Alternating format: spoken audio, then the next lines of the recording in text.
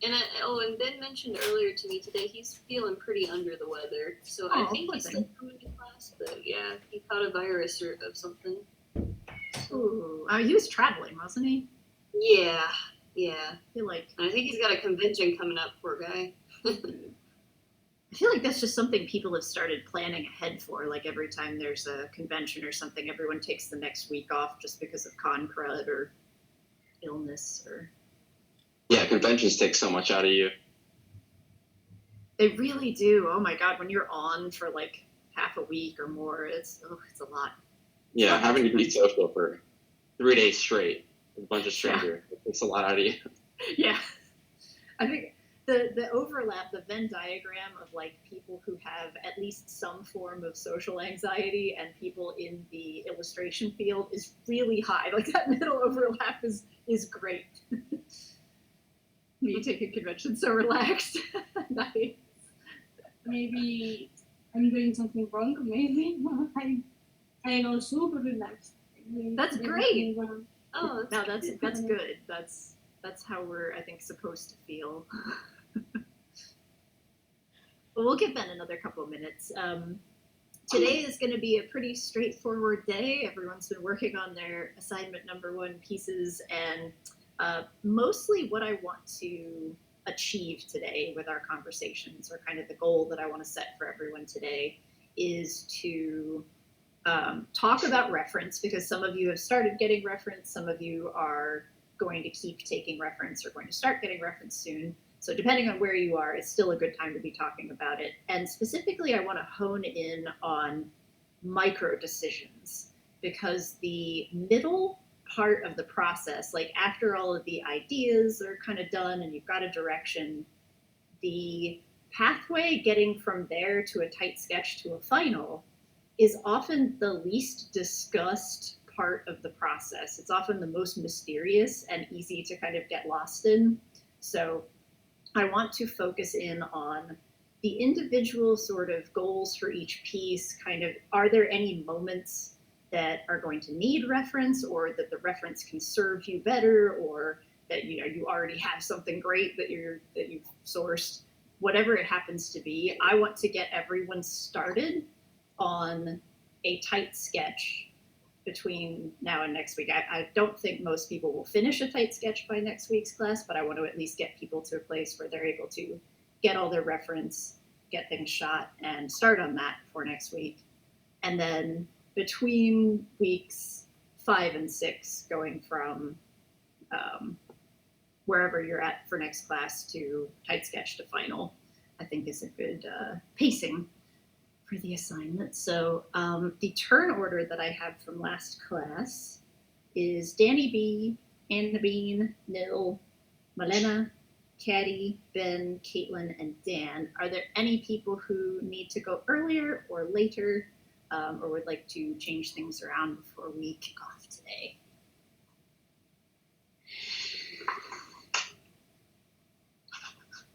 I see nobody has responded, which is totally good. So we'll get started here in a minute. Let me share my screen. Everyone, beware the blinding white light of Dropbox in 3, 2, 1. Also, if it looks like I'm in and out, I apologize. The internet's so spotty here, but it shouldn't affect class for everybody. It just means that there'll be times when I can't hear or that kind of thing. So just so you know, Cynthia. Gotcha. No, I appreciate that. And yeah, everything went pretty fine yesterday, I think. And okay, you've given me presenter stuff. Yeah, you have all the control, so it should be piggybacking on your internet instead of mine, which is good. Hope it stays not windy. We should be fine. All right, Danny B. Yes. Up first. I'm going to time everyone at 18 minutes today. I said everything at 20 yesterday. We ran over by about 20 minutes, so we will try to keep to time today. All right, let's talk Pinocchio. So last time on Smart School. Oh, thank you so much. I'm really, really glad that you put the color sketch in this folder. I was taking a nosy through everyone's folders earlier and thinking like, oh, I'm going to want to refer back to last week a bunch. I should maybe like download some of this stuff. And then I didn't because I got busy. So thank you for putting this in here. In fact, for everyone, having a record of previous iterations in the process is often really helpful as we get into these later stages. So if, depending on how your folders are structured, if, you have an opportunity to put last week's sketch in or anything that we've really focused on or talked about, that would actually be super helpful. So at the end of last class, we had discussions about specifics of the water, some of the reference challenges for this piece, and you have gone ahead and gotten some pretty cool work done here. So I want to talk about your composite and your reference and check in with you on how you're feeling about the piece overall. Like any changes that have come up during the reference process, any challenges you're facing, or anything like that. Yeah, it's certainly some challenges. I had hoped to be farther along with like a tight sketch because my work process is a little slower than everyone else since I work like partially with traditional media, so that takes a bit of time. But yeah, the biggest, I guess like what I did this past week was reference gathering what I could. So making maquettes, obviously, little Pinocchios. I love it. Little rafts out of toothpicks and the little toothpick or the SS toothpick. I love it. Yeah, my girlfriend strangling me on the couch trying to mimic. Naturally. And yeah, the ocean reference. I was scouring. I don't even know how many hours trying to find. Like I was watching oil rig explosion videos to try and find like the reflection of fire on water, and it was pretty. I had to be pretty creative with how I was gathering some of this stuff. That's chilling, but also actually pretty smart. Like honestly, finding reference for specific lighting conditions that don't appear just normally in nature, like fire over ocean. Like that's so specific. It's a really, really smart way to look for it, even if it's disturbing. Yeah, and here's a little like a just digital collage. I don't normally do this, but it was kind of helpful just to envision, what the reference would. Just having everything in one spot as opposed to being kind of scattered with my reference. I think that's a really, really nice option for this too, especially because you have like the interior of the whale and kind of all of these big scale things to worry about that are, tough to get with indoor shots. You've put together different pieces to kind of get a sense of, how thick is baleen anyway, right? And your sketch, which I should probably download too, is going to probably lead the way for like the way that this is shaped, the opening in the whale's mouth. You can design that. You can be the designer of that exact shape, but then using something like this, cave opening sort of light shining down, you get the crepuscular rays coming through. You get a little bit of a sense of how bright the light might be and, how it might kind of affect the top edge or something. Like that's really, really smart to kind of look at similarly lit analogs for what you're going to be painting, even if, we can't really put a camera inside a whale. If we did, it'd be real dark. So it's a good substitute. So during the reference talk that we were doing on, I guess that was last week. It seems like longer ago than that. But last week when we were talking about reference and talking about collages or Frankensteining things together, one of the obvious challenges is lighting and lighting consistency. So with your piece, let's talk a little bit about where all of the different choices are going to come from. I'm going to grab your sketch and kind of put all of these references side by side.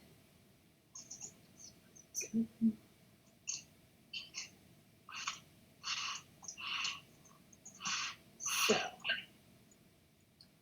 again, I think that your distant background where you had the sort of, sides of the whale, the little crack opening here, I enjoy how you've kind of designed the shapes of everything back here.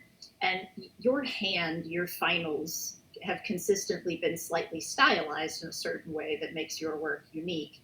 I think that that's Yeah, I mean, that's kind of how you intend to take this piece too, right? Yeah, Great. a little bit more. Yeah, pretty consistent with what I've done in the past.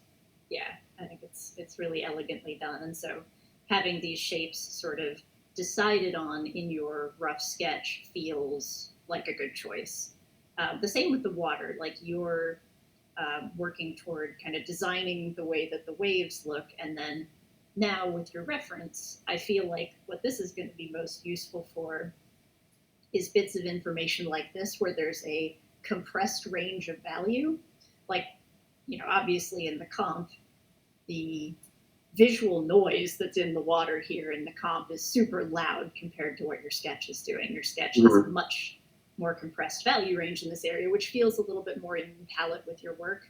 And so what this is probably going to be best for is the shape of these little highlights and how does the surf kind of roll over top, like if you're looking at this little moment right here on the barrel, right, and then looking here, like, okay, that's kind of how that works. That, like, both for your benefit and for everyone else's benefit when you're looking at all of your reference. Those are kind of the moments to look for and how the reference can best serve you. Loving the matchstick raft. That's just so perfect. Yeah. I had a question given how much noise and details in the reference. I guess like I want to keep the focal point on the characters, obviously. So how would you recommend going about being selective with where I apply detail to like rendering to the waves and like is there a strategic approach to like where you would add more detail like to guide the eye or if I were to just do foam and lines everywhere I think that would wreck your piece a little bit. Yeah, that would be too much. Right. So this is one of the most complex but also kind of fun moments of decision making in this process. Every single one of us gets to decide where we want our sketch to lead and where we want our reference to lead. And most of the time, I would suggest letting your sketch be the decision maker, like the way that you have the value structure in your waves, where it's kind of living in the midtones. It gets a little lighter toward the top, but it's a pretty subtle gradient from light up here to dark down here. Mm-hmm. I would keep that in mind. And if the reference starts to get too busy and noisy, I would actually tamper with the reference. Okay. I would actually come in here and let's do it together. So I'm just gonna literally take your sketch and overlay it over top of this. I want to put a pin in talking about the lighting on your figures for a moment, but let's do this first. Okay. So I'm going to take your sketch and let's see how close we can get it to the correct scale. This will be close enough. But I'm just gonna drop it down a tiny little bit, and even already, you can kind of now see. Or maybe I'll do something like this. Yeah. There's less contrast in the reference. I'll just bring that up a little bit. But oops, get this back. It's too light. Trying to see if I can just preserve the highlights, the topmost highlights in the water without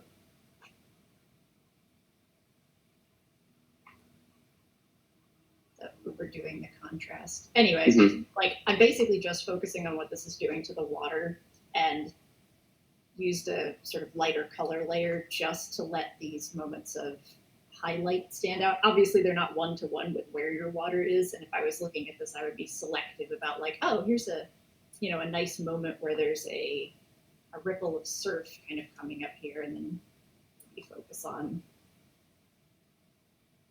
using that to establish. Here we've got a little bit of warmth on it that I don't know if that would be there or not, but we've got slightly warmer caustics shining through the top of the water. Anyway, I think you are in a good position to kind of build on top of your rough sketch a little bit because a lot of your shapes are designed the way they are. So like as you continue forward, if you're looking at your reference, you know, actually using it to come in here and very tightly define where you want the planes to be and all that would work. But now, okay, so we've got this little, you know, kind of moment here that's inspired by what this is doing. Maybe Right.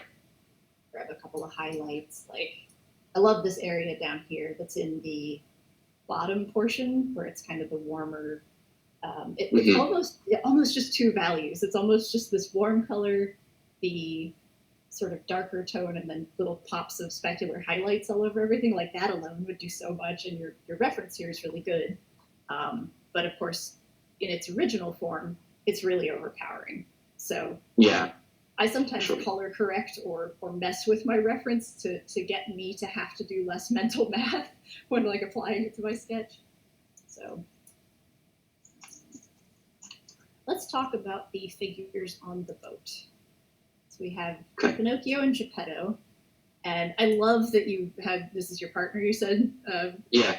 Yeah, I love that you had your partner helping. That's great that you have two people to work with, because it's so much easier to actually have two humans acting the thing out than having to like substitute a pillow for a second person or whatever you need to do. But yeah, we actually took a couple of videos just to so I can see like what the weight would look like when like nice. grabbing the shirt or whatever. It was harder to replicate than I thought, other than being on an actual raft, you know.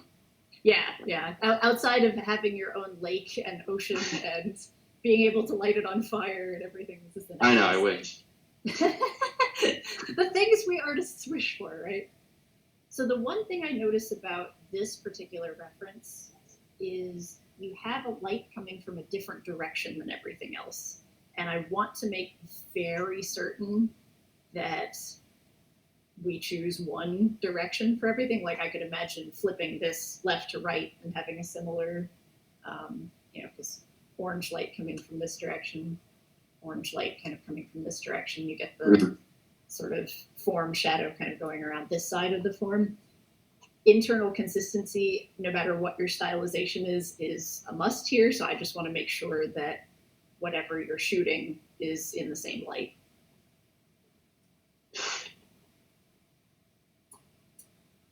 Yeah, the lighting was flipped in the reference compared to the clay model. So yeah. And so there's two ways you can go with that, right? Like if you get all of your shape information from this, it's really difficult to impress like opposite lighting on a person. I would always much rather have everything lit the same way. Something like this, you might be able to just flip it horizontally, but if you have all the pieces already, I would just reshoot everything from the same lighting perspective. Yeah, that's not an issue at all. Great, perfect.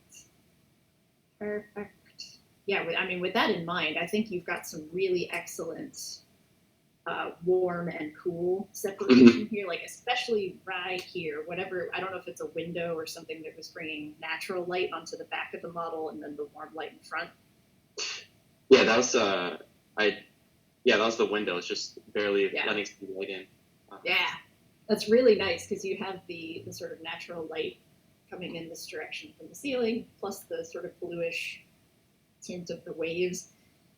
You also get to decide on light, color, and temperature a little bit. Typically, we can cue off of our reference to figure out what's warm and what's cool, but if you wanted to like make this yellower or redder, you have a degree of flexibility within that range. Or like here where the window light's coming in, if the backside of this ended up being really neutral, that would also appear cooler next to the warm light. So you could go really neutral with this, you could go a little bit bluer. I think this here, again, in this reference, is probably dipping a little too saturated into the shadows, just because we're not seeing that anywhere else. And we've got, you know, we know we have natural light coming from back here, which probably wouldn't get that blue in that space. So again, this is an artistic choice of adjustment to keep all of the shadows kind of within the same hue range. But with that in mind, I mean, that's really the only stuff I wanted to chat about before, I think, sending you forward. Talk to me a little bit about your normal process, because sometimes when people have a specific hand, there's a specific way that you like to sketch or paint or something. I'd like to get familiar with yours rather than just telling you what to do. Yeah, so I know there's we would have going on the schedule, it'd be a week to do the tight sketch and another week to come up with the final. My process kind of it's like a different ratio of traditional to digital. So sometimes it's like full acrylic painting, a little bit digital touch up, or just line work traditionally, and then the rest. I like to include some level of traditional Great. intervention. So I was hoping for something like this where a little bit pressed for time.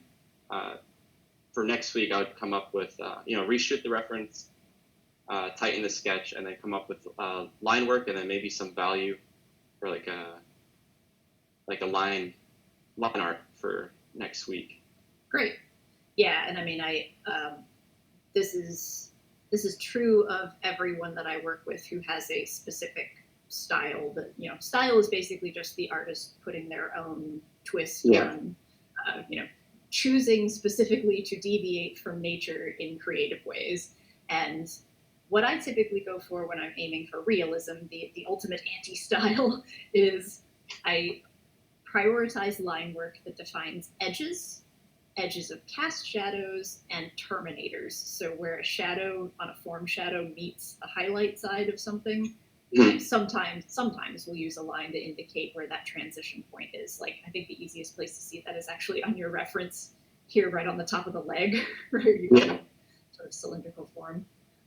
But that may differ for you. Your line work, I feel like from seeing your previous work, probably prioritizes edges more than anything. So in some case, I would say so. There is nothing wrong with that. I just want to make a plan of kind of what to expect, and hopefully that's would that feel like a good place to be next week in terms of how long finals take for you? I think just knowing what's doable and like a reasonable, like what I would expect for myself in like a week time frame. I think coming up with again, everything we talked about with the edits to the reference, and also coming up with line art, and possibly some value already getting blocked in. Great. All right, let's shoot for that next time. And that sounds great. I think this is coming along really well. And again, I think you've made a lot of really good decisions that we'll close with. One of the things that I like to do with rough sketches like this, especially nice detailed ones like this, is sort of put a mental pin in things that I don't want to lose as it goes to final. Like, the exact angle and lighting on this mast back here is really nice. Like maybe prioritize keeping the gradient here exactly as it is, because it's providing really nice counter change between the water and the roof of the mouth, or like, the angle of this mast or the oars, or things like that. Make a mental note of those things so that as you're working to final, you can prioritize looking for reference that specifically helps with those moments or doesn't compete with it too much or something like that. So yeah, good stuff. Awesome. Thank you. Thank you. Great work. And as always, thank you for breaking the ice, Danny. Oh yeah, no problem. My pleasure. I don't know, some people really like going first, some people like want to go later. I always respect people who dive right in. It's a nice feeling to go first, and that way you can get it over with. You can chill out for the rest of the class, right? Nice. Alrighty, thank you so much. Anna, you are up next. Let's talk about Dargans. I like going early. Nice. That's when I got the most energy. All right, yeah. So I kept the boards in there because we didn't have time last week. I did the set of 4 was also the work from last week. Yeah. I didn't have as much time. Yeah, no problem. I slipped it back in there when you made a comment about. Nice. I appreciate that. No, really, thank you. It's good to be able to kind of look at steps sometimes. So I didn't have a ton of time this week, and so I did some very quick stand-ins for my maquette's not done. A little picture of me working on it.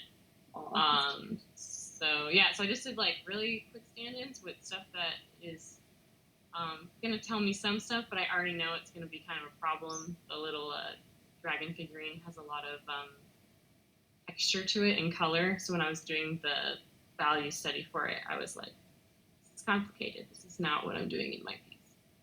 But it had a similar shape and silhouette, so that's why I picked it. That's really cute. This little character is so sweet. Is this nice? Yeah, it's I linked it in Discord. It's a contour art.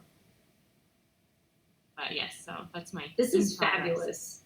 Yeah, this is really, really good. Sort of building up the mass with a bit of tinfoil. Got the wings that now you can kind of control the way that they're shaped. Yeah. I think this is going to work out really well when you get to shooting them because you have a unique challenge of controlling chaos.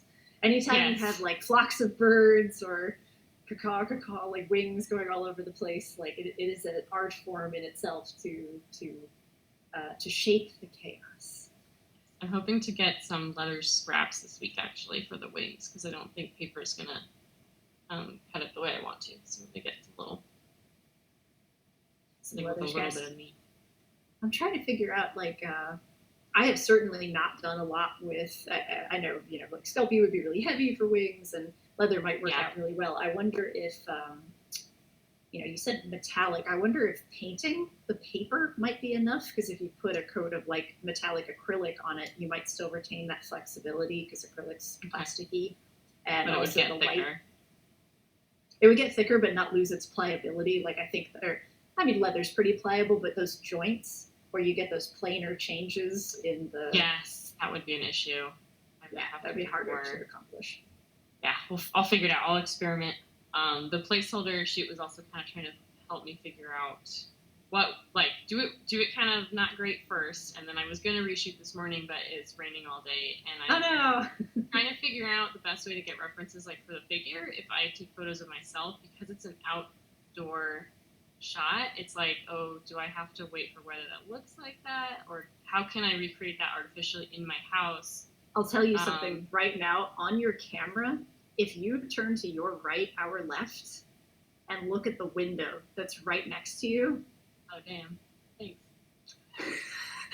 that will get you part of the way there. However, right. There is one minor issue with it, is that I don't know how far back your room goes, like if your desk is up against a wall and you don't have a lot of space to back up. But portrait, you could do a lot with just that window. Because that window is going to naturally diffuse some of the light, but it looks like it's coming at the same angle as you have in the sky. So. Yeah, perfect. Well, thank you. I'm glad I said something, because I was really stoked about that. It's so funny how often window light is a thing that you have to, like, work around. Like, whenever we're shooting during the daytime and we need to control the light source, like someone's casting magic and we need the magic to glow, but the window light keeps, like, interfering. But in your case, I think it's actually like the perfect, like your window's doing good work, not being evil and needing blackout curtains. But okay, this is great. I think you actually got quite a bit done this week. Like working on your maquettes is one of the, I think, this plus you finding a good lighting setup are the two major like hurdles to get over in terms of figuring out all of the volume in your piece. Because I did look at your reference boards a little bit, and one of the ones that I wanted to focus on talking about today was rendering goals, because again, knowing what you're looking at here will help us kind of know how to craft the best plan of how to shoot and what to look for in the reference. So talk me through some of, since there's a lot of different stuff here. So I guess I should actually. Sorry, I guess I should have drawn a thing. So basically, that whole top half, that's all fan art. That's actually Okay. not. It's not rendering goals. It's just fan art. Aw, My this time. they're very cool. It was more of just to kind of like I threw them in there to be like, hey, what has been done already, and what is the vibe of existing work. And in a lot of cases, it's to stay away from it. Like there are so many pieces of Mentally on the beach with the fire lizards, and I hadn't seen them all until I started looking, and I was like, oh dang, okay, I'm gonna try and steer clear of that. So actually, it's like the bottom left is the rendering style touchstones, Gotcha, and a lot gotcha, of them gotcha. are on my own work, just to Great. help me keep in touch with the work that I've done already. Though the bottom Yeah. two, there are different artists. I also know they're very flat, the way that those are rendered. So, Which is not necessarily wrong. Like the bleh, words are hard. Style works when it's internally consistent, right? Like we kind of set expectations for viewers with the choices that we make and how we present our art. So like if we're really line heavy, for example, and then something in the piece isn't, it calls attention to itself because it doesn't follow the expectations that we've set for the audience. And a lot of realism kind of falls apart on that angle too, because if a piece looks like it's intended to be realistic and the form doesn't look like it has volume or something, then it breaks immersion. But as long as the piece is internally consistent, and like with the case of the swans, is a lovely example of applying naturalistic lighting to stylized forms, right? And I feel like that is the best sort of description based on your sketches that it feels like the piece is moving toward, right? yes, that's definitely kind of what I want to move it towards. That was Project Mark's class, actually. Oh, that's awesome. Yeah, this is like, it's lovely. And yeah, like you've got sort of stylized choices with, you know, the way the hair curls is not the way that a person's hair would curl in nature, but you've used lighting to kind of sell us on the immersion of it. Used a little bit of pattern and different shape language in the background. Like the sun dappling on the swans is lovely. I think that you have so much opportunity for Dappletown in your new image because True, I love wings, Dappletown. I'm going to take you to Dappletown because like all those wings flapping across each other are going to cast so many shadows on the next dragon. So one of the things you're right. I hadn't even considered that. Oh my god, what am I doing? All right, it's gonna be fine. Nobody drink today for the number of times I say cast shadows. Please don't hurt yourselves because this is the part of the process where most of the time when we're doing thumbnails, unless it's a really, really central, important part of the composition, cast shadows are sort of mentally calculated now rather than before now. And so every time we got overlap, or every time we have, you know, one wing that's crossing another, I'm gonna be in Dappletown. I won't start singing disco, I promise. But the amount of interesting, like she's probably casting a shadow on this wing, maybe a little bit on the back. This one might be casting a shadow across this one. Having a separate little bit of clay or something to put in front, or other paper wings to put in front. Like, I'm imagining you organizing your dragon reference shoot like a preschool lineup of children, like, okay, one in front of the other, find your buddy, and like have at least two at the same time, kind of, just so you get shadow reference as well. That is going to help a lot, because if you shoot each one of them independently, then that might be missing. Yeah, that's a really thank you, because I hadn't considered that. I probably won't have time to make a full other maquette. So no, you don't need a full I'll other do one that. now. Yeah, like literally, all you need is. Whoops! I didn't do this. I actually did. Well, I don't have it with me, but I made a first maquette without a wire thing, and it was. Even if it's bad, it might be perfect for shadow casting. Either way, I think all you really need is just like a mass that is long, and maybe another wing or two. That's probably good enough. That easy. I can just jam the paper feathers or wings into that one. Yeah. Actually, even having wires sticking off of it might give you a way to hold it It's true. Or prop it up. And And you now know that the back of your desk there is the perfect spot to shoot them, or that little that shelf behind you might be the perfect setup for them because it's next to the same window. Yeah, I can do that. I'll take a look at it. That's my printer covered in a cloth showing you how much. Oh. Nice. Okay. I feel good about your reference. You have a person, you have an instrument.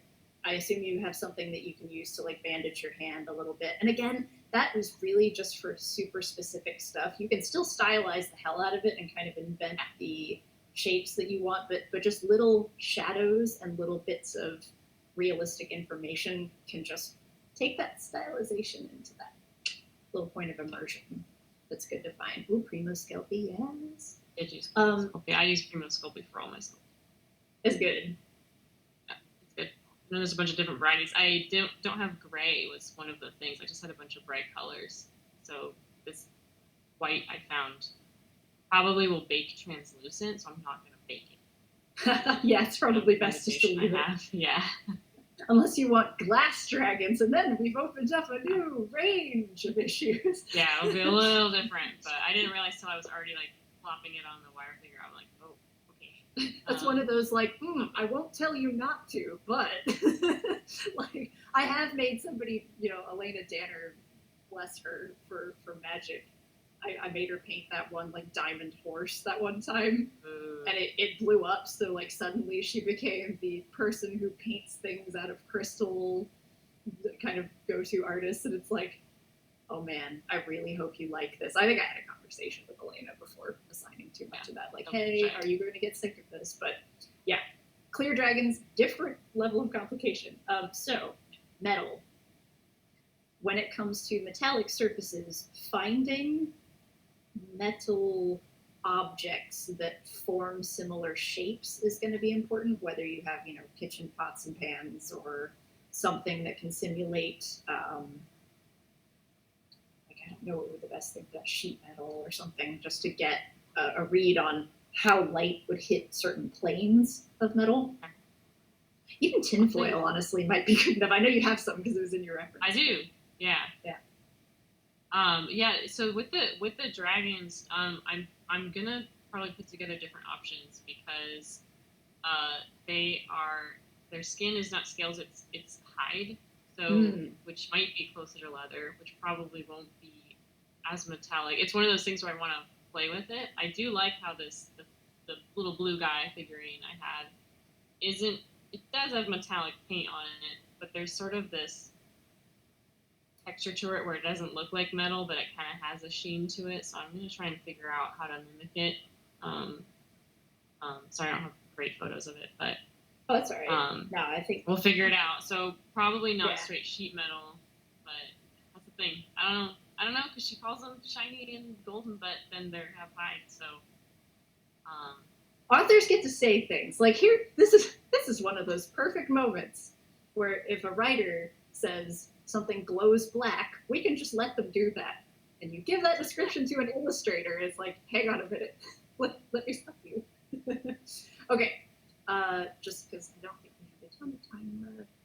That's all right. 4 minutes, we got plenty of time. With your sketch itself, I know that between this week and last week, you dropped the ground plane, which I think is a good decision. Are you feeling okay about that? Yeah, I think that was, we can still fiddle with what we're doing down there or even change the crop, but I do think it was a better decision to do that than to have the beach and stuff. I want to make a couple minor adjustments to this just to see what happens. So let's do it. In an earlier comp, I think in like week 1 or probably week 2, obviously, because week 1 we were not drawing yet. In week 2, I feel like your character was sort of over a little bit farther and sort of like slightly more prominently posed forward in a way, like leading with the head. Just sort of going to tweak this a tiny bit and see what happens. Next week I'll throw in those early sketches too. Great. Yeah, that would be awesome. And also, if any of you are having space issues with Dropbox or anything, it's good to clear out folders and stuff every once in a while. But if you want to save just like low res versions of things from past iterations or stuff like that, it can just be helpful for chatting about it if we need to go back and like figure stuff out. Like I remember in the earlier sketches, the bandaged arm wasn't a feature, and so things have been twisted around since then. I am going to liquefy this, and it's going to break your anatomy a little bit, but I just want to like. Okay. Oh yeah, I see, and I see what you're doing. Yeah, I see how the angle. Yeah, just keep the they're crescendo of dragons. They're not actually bandages. They're sort of placeholder outfit. I was doing those outfit sketches just to try and figure out what I'm actually doing. Right now, it's more guiding lines to help me with perspective. Nice, that's good. The fake perspective. I enjoy a lot what you have done with the scale of the dragons, like having, this one be bigger in the foreground, getting a little bit smaller as they go away from us. I think that's actually working really well here. This one still feels like a bit of an outlier in terms of the whole arc of everything. And so I do wonder if maybe, like, instead of facing toward us when you're shooting reference, consider, having it, sketch in here. As usual, just going in here and destroying everyone's drawing. I'm very sorry about okay. That guy has been an outlier since the beginning. It's kept him in as a sign of mercy. There were a bunch that I did eliminate. Void now. Like there's 9 of them in particular, right? Like there are 9 of them. Yeah. Did I draw? Are there? Yeah. Oh, I'm not questioning. I'm sure you got 9 of them in your life. I kept doing 8, and then I like jammed one in somewhere. I was like, I can't just have 8. I got such a talking to for like missing one of a beholder's eyes once. It's like they have 10. You're like, oh god, okay. Cool down. All right, it's fine. Like, I'm imagining a. Oh, there we go. Maybe that's. I like that, doing a different arc that into it and it's less discordant. Yeah, I think that one's just like this one makes sense because it's kind of a trail going this way, I think. But yeah, having this little buddy sort of you can even just put one really tiny. You just do that little like bird loop, or not good loop. McDonald's arches. Yeah, it's back there. Scale bird. Yeah. There we go. Well, speaking of birds, the crows are calling. Yeah, really nice stuff. I am pumped to see this come together, and I think a lot is going to come together after you start shooting those maquettes. And with the pose, I feel like in the space that you're currently in, like if your camera is kind of where your computer monitor is right now and where your webcam is, you at least have the ability to shoot this. Like I think you can get that without too much distortion. I may take separate shots outside just for the lower half of the body, which arguably is mostly covered in dragons. So as long as it's close, not facing the light. Yeah. When shooting, like fashion models and everything, when they're facing the light, they call it finding the light, right? It in glamour is meant to blow out all of the features of the face so that you only see the product upon it, but certainly this is a case where the person is, if there's actually rim light on her, then facing slightly ahead of where the light is, it would be over to her right. I don't know that you're going to want that much rim light. I think that might be just a placeholder, like a symbol for how light is going to work on this piece, but try maybe some various angles toward the light. I can totally do that. Cool. And then whatever I'm works for hoping the person, shoot them dragons. All right, awesome. Thank you, Cynthia. Yeah, you got it. Thank you. Crescendo of Dragons, great band name. Nice. Some pet geckos have been bred to have scaleless skin and still look shiny. Oh, interesting. Caddy, do you know what kind of geckos those are? If you find some like that, feel free to post them in the chat because that sounds like really, really good skin texture reference. Yeah, I think it's just a breed of leopard geckos. Nice. I don't know much about herpetology. I had friends back home who used to. Yeah, Donato uses Christmas ornaments for metal reference. Yeah, that's a complete good shout, Ravina. That's it's one of my favorite. The mechanic video that Donato put out is really, really excellent for the way that he sourced metal for the characters, like spacesuit. Super cool stuff. All right, Nil, Crescendo of Dragons, your next band. You're up next. We love Crescendo with Dragons. Crescendo Dragons. Like, I don't know what kind of band you would want to make They that, have but to it sounds growl. like it could be, yeah, some kind of black metal, death metal. Maybe have a hurdy-gurdy. Nice. Why not? All right, let's talk about vampires. I want to say really quickly that I am super proud of you for all the exploration that you did of background options for this, because you gave us a lot to work with here. It was. I kind of feel like I missed last week, but I'm catching up.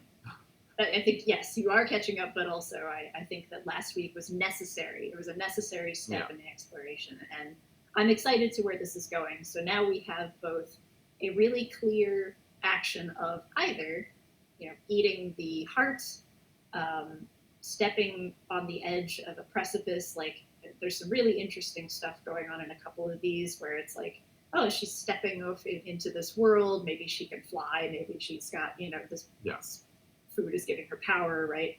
Are there any currently that you're feeling the most excited by? I'm feeling E and F. Yeah, me too, to be fair. I mean, there's no real wrong answer to that. That's it. Yeah. Great. Perfect. We found a direction. Yeah. Done. I like the Superman pose in F, but I feel that E is also good because of she's about to do it. I think there's some really strong kind of just overall shape language in E. In most of them, it looks like a process of making a decision about where the action was going to be the strongest. This is a necessary series of steps for finding hierarchies and experimenting with how she's standing on the balcony and stuff. And here is where we kind of hit a point that feels pretty solid. So having her about to jump off or just having jumped off.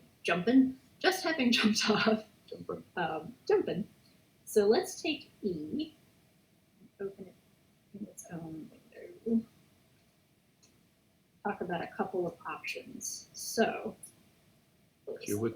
You're called to E more than F? I feel as though we can talk about both. I want to talk about, if I say I'm called to something, I always need to back it up with a why. There always has to be a reason beyond just subjective preference.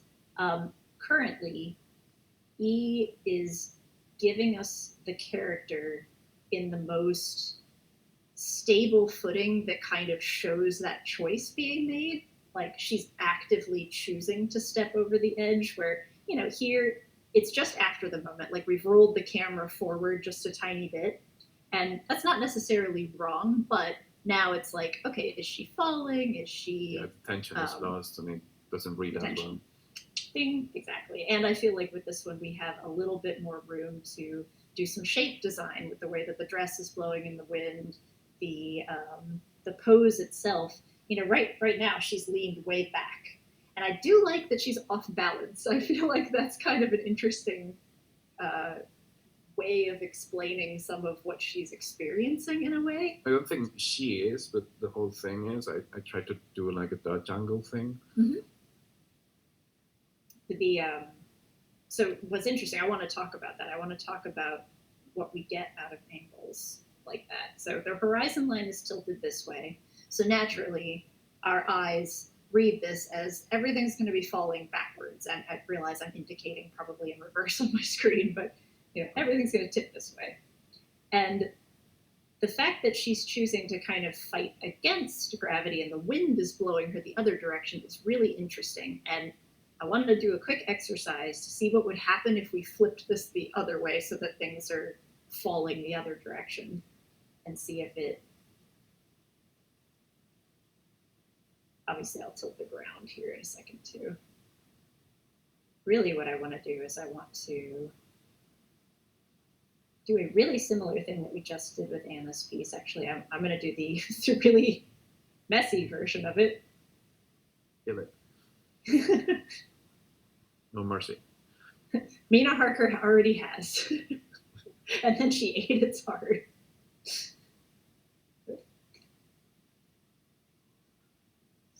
Let's quickly.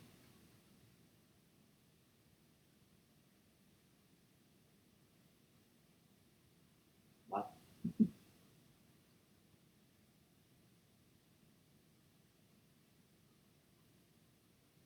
Welcome to Cynthia Struggles with Photoshop for several hours. I mean, that's the joke, isn't it? Yes, very much so. So I'm basically just going full opposite here in as extreme an angle as possible.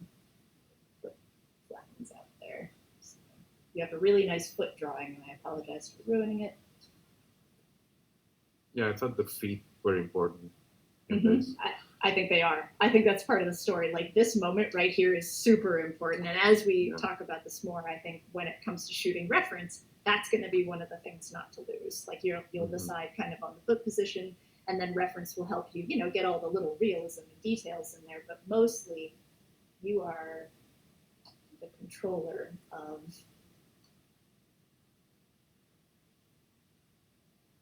how those the feet are planted on the balcony.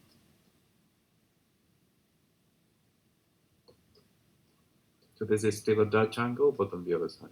But in the other direction. Like, Okay. I'm interested more than anything. Like, I don't know if this is the right direction for it. Like, this might just start to completely feel wrong. In fact, her upper body almost feels a little too vertical now. But the how far can you push this before it's?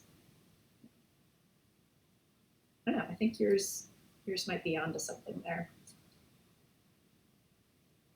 I'm wondering, here, I'll vocalize this actually. I'm wondering if her pose can echo the fact that she wants to go forward. So maybe instead of flipping everything, only.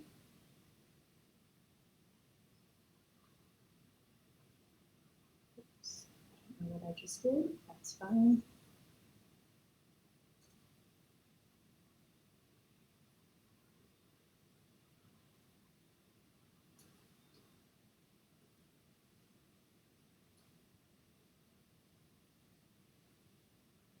Completely breaking the piece now, but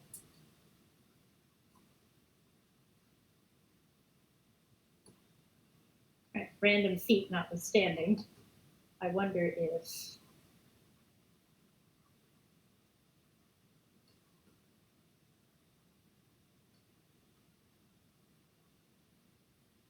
I'm going to get her feet back just to make a point, but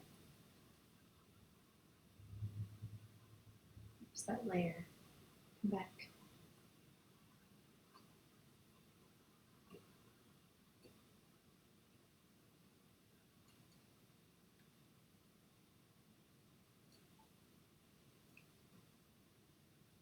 All right, I've completely garbled this, but whatever. Your original idea with her forward. That's what we're going for here. Okay. It's the same. I mean, Dutch angle towards the right.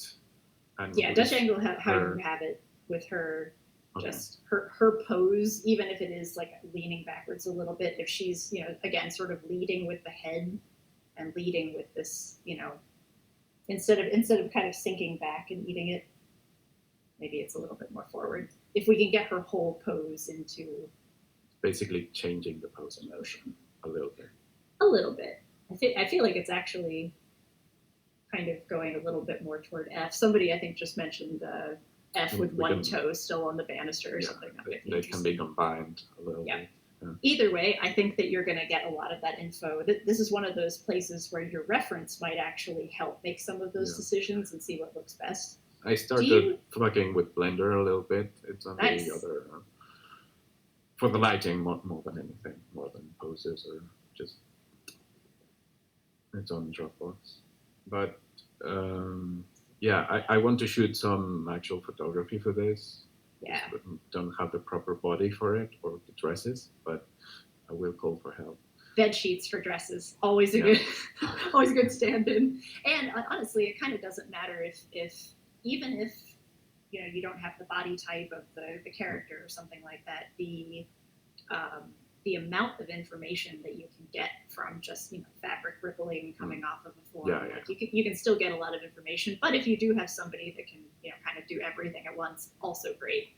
I have also been experimenting with Marvelous Designer, which is fabric, fabric, yeah.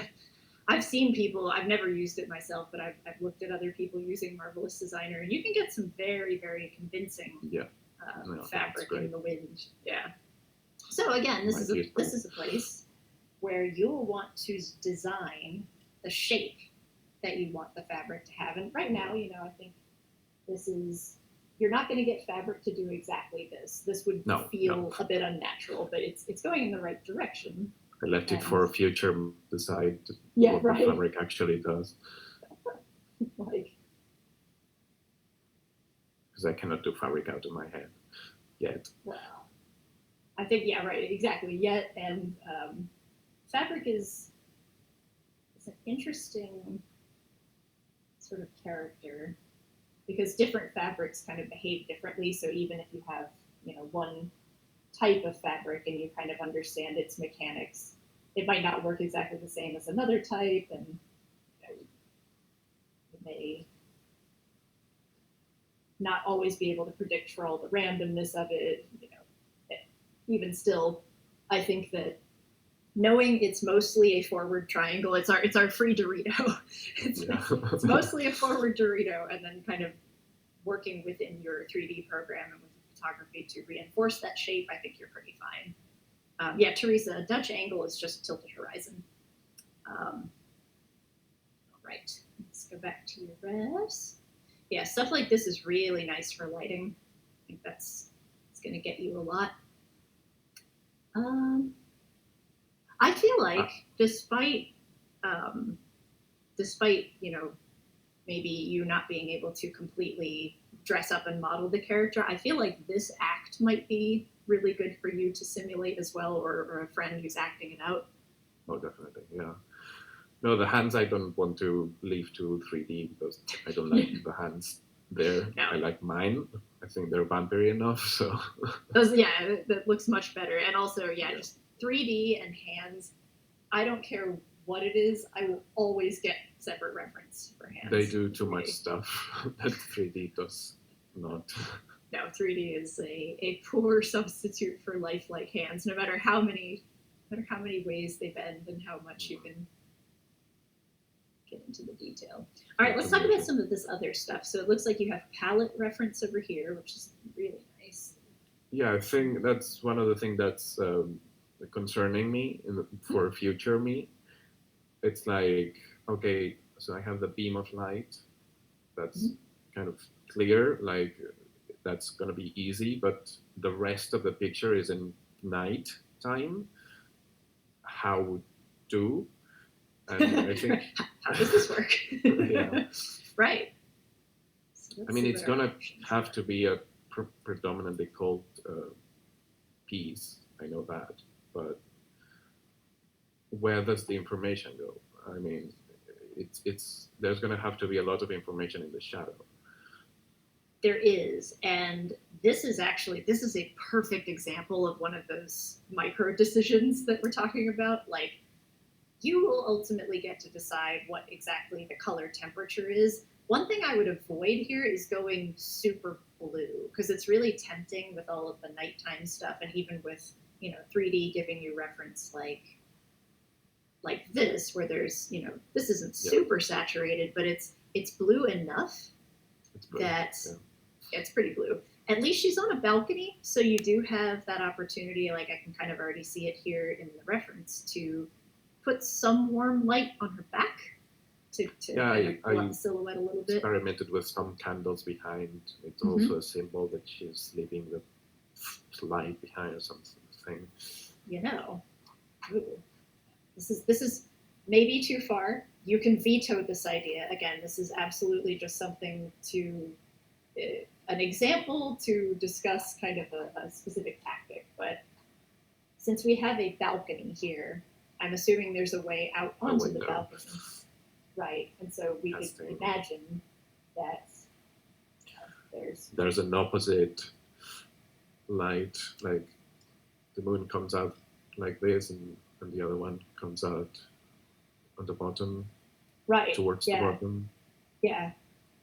Like I think having this be super bright, everything else just like middle value or darker, but with a warm light on the back, I think that would work really well. I was just sort of like, what if sketching in, fabric curtains kind of, maybe. I mean, you had them up here, so it was like, maybe, I don't know. I thought about it, yeah. It might get in the way a little too much, yeah. And it would cover the feet. Don't want to cover the feet. That's right. It's a good call.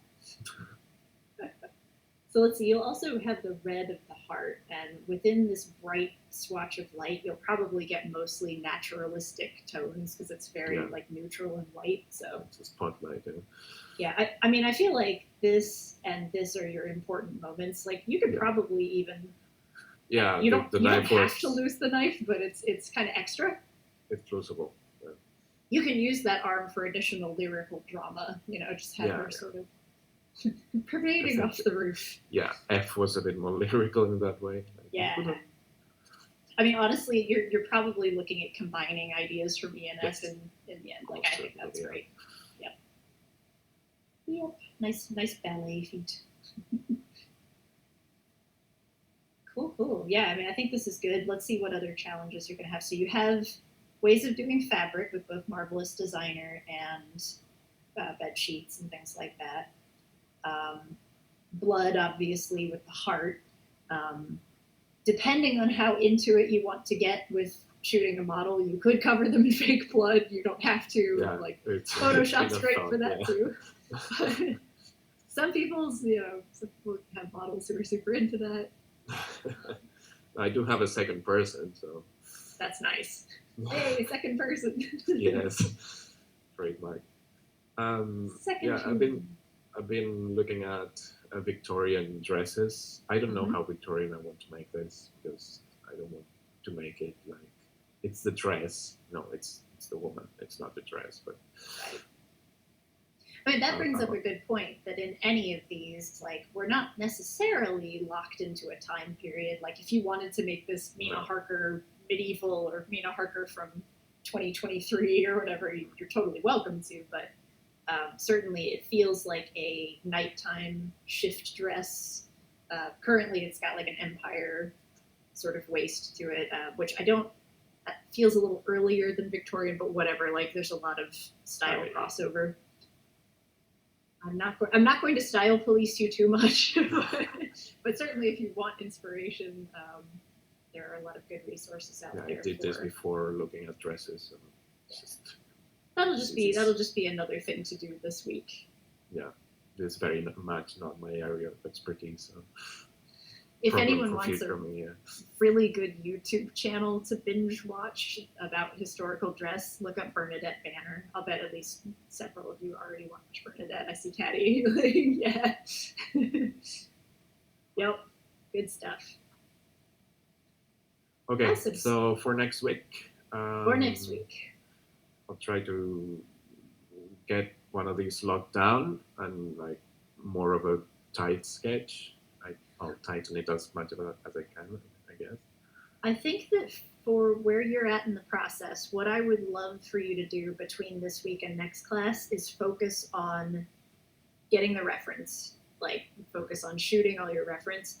And if necessary, it might be worth doing a color study on this one just because you have that challenge of dark, kind of cooler night light. Finding inspiration images that are already doing that same thing might be really good too. I had I think it's still open. I was looking at some stuff yesterday. Yeah, here we go, Shop Cafe. We were looking at candlelight for one of the people yesterday. Let's try Moonlight. Oh, not the movie Moonlight. Just tag Tag you fool. Or just night. Night, yeah. Nighttime. Moon. Nighttime moon. No, nothing matched nighttime. Come on. This worked so easily yesterday. I'll take a look. Yeah. I don't know how to get out of the search at this point. Oh well. Shot Cafe exists, everyone.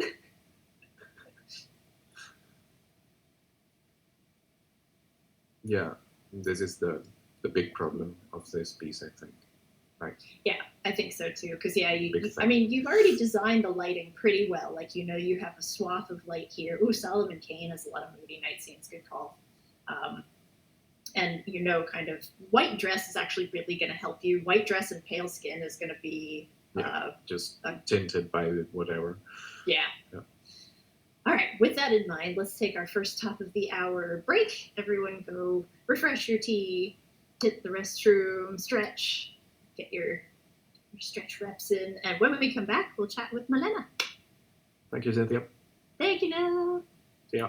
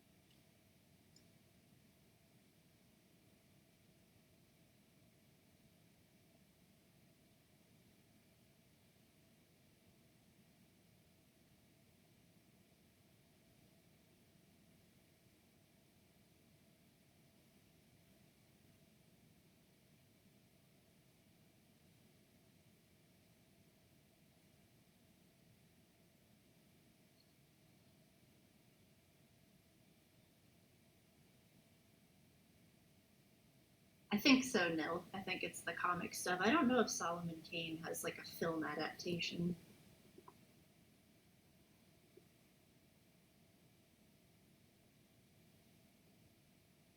Something Yes. that's occurred. There's a movie. Oh, is there? Yeah, that's what I was talking about specifically. That is cool. I am I basically live under a rock when it comes to movies. Like I don't go to the movies. I don't watch Netflix, so like I never hear about anything. No, it's okay. I'm just really into like B fantasy movies, and this one actually had some really good cinematography to it. So I did a series of like still shot studies of it a while ago. I think because George Pratt told me to find a movie and do studies, and to this day I still remember like it had really good nighttime scenes. That's really cool. Actually, I mean, Jamie Jones has done it already. yeah, I was gonna say like I was like, oh duh, Innistrad. Like Magic did like 3 vampire sets, so there's probably a lot of good reference in there. And I was thinking of this image first and foremost because you have like the window, balcony. I mean, this is obviously very different from your image, but it has a lot of the same moving parts, including sort of how the atmospheric perspective works in the background, some other maybe inspiration to take from the way that he's layered foliage in the foreground. You had candles, maybe you have other things that you can kind of work into some depth. Like this is sort of how he solved for it. But there were also like I was just kind of looking at Batman and some other places that may have figured out sort of the value range of the nighttime scenes versus a bright light. Yeah. So that is good that exists. All right. Very cool. Love looking at vampire films. I don't want to spend too much time on that. I know we have limited time. I want to try to get us out of here on time tonight. So with that in mind, Malena, welcome. Hello. I have too many questions, and I know I speak a little bit slower, so I don't know what to do. Maybe you should go first, and then ask my horrible questions, because this week I don't know if it's because I was too emotional by myself, but I have too many issues at this point of the piece. What's interesting is I wouldn't know that just looking at the work. If you hadn't told me, it looks a lot more confident and in control than it probably feels, if that makes sense. So let's check this out first. All right. So last week we talked about kind of adjusting the poses a little bit and sort of figured out a reveal moment, and the Phantom sort of forcing Christine. Is it Christine or Christina? I always forget. Christine. Christine. All right, yeah, thank you. Christine to sort of look at the face for the first time, and I think this has developed a lot since last time. I am really, really excited with how this is going, and I only want to, discuss sort of minor things at this point, and maybe it's possible that some of the stress is coming from all of those little decisions that still have to be made. I know you come from concept art background too. Yeah. So, yep. So you have the concept already. You could stop here, but I'm making you push forward. That's the point. Right? No, you know what? I empathize completely. And so, this might be weird, but one of the things that I've been reading a lot about lately is, I get overwhelmed easily by certain tasks. And I've been encouraged by a lot of my reading to start breaking things down into smaller parts and tackling them one step at a time rather than focusing on the large, overwhelming big picture.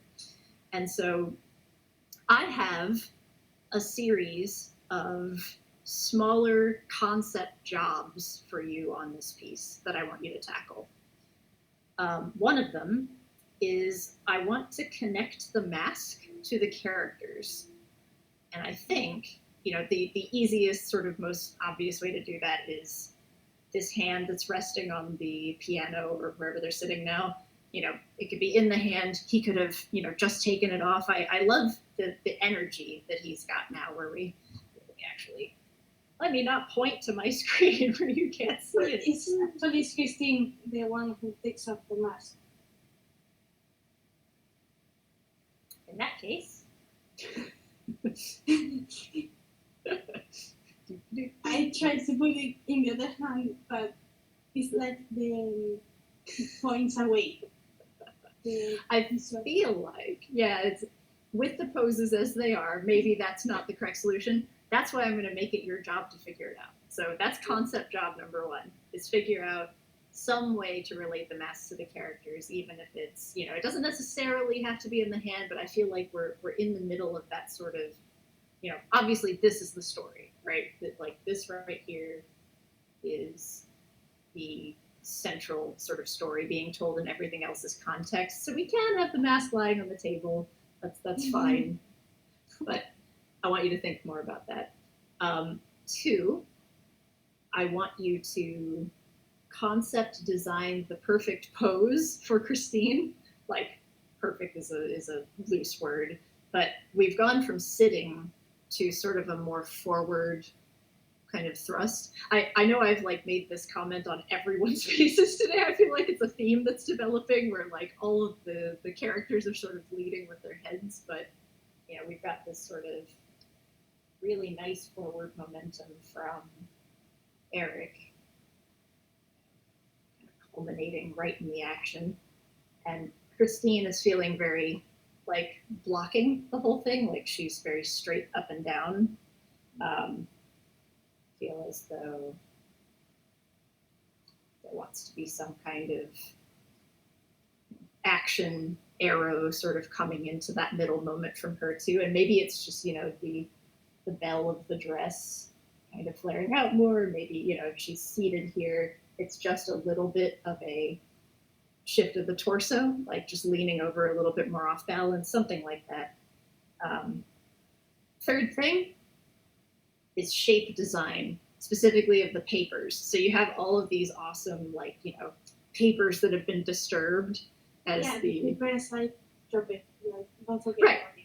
This is perfect to get that idea down. Now comes the point when they get to be specific. So figuring out, you know, whether this hand has sort of pushed them all off the table, or if they're sort of fluttering. Similar to Anna's fire lizards that we were talking about earlier, if there's a crescendo of paper that's sort of coming away from it somehow, maybe it's a little bit more like lyrical and magical or chaotic or something.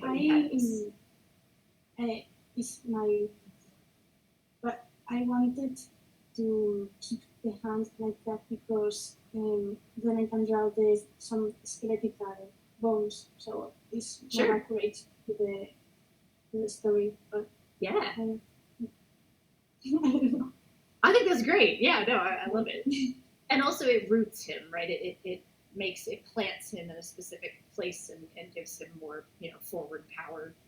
You know, maybe even, this is the worst hand I've ever drawn in my life. You're welcome. You know, his hand is sort of, it looks a little gentle at the moment. Either way, you're in the position right now where, yeah, you're getting down to specifics. And I want you to think of each of those specifics as a different concept design job rather than focusing on the big picture. And then I think, like with everyone else, you're in a place where now your reference gets to reflect those choices you've made. I think you've got a really strong moment right here. The grip of the face is important, and kind of getting those two faces together is important. You've got some nice 3D stuff going here. Is that Genesis 9? Yes. Yeah.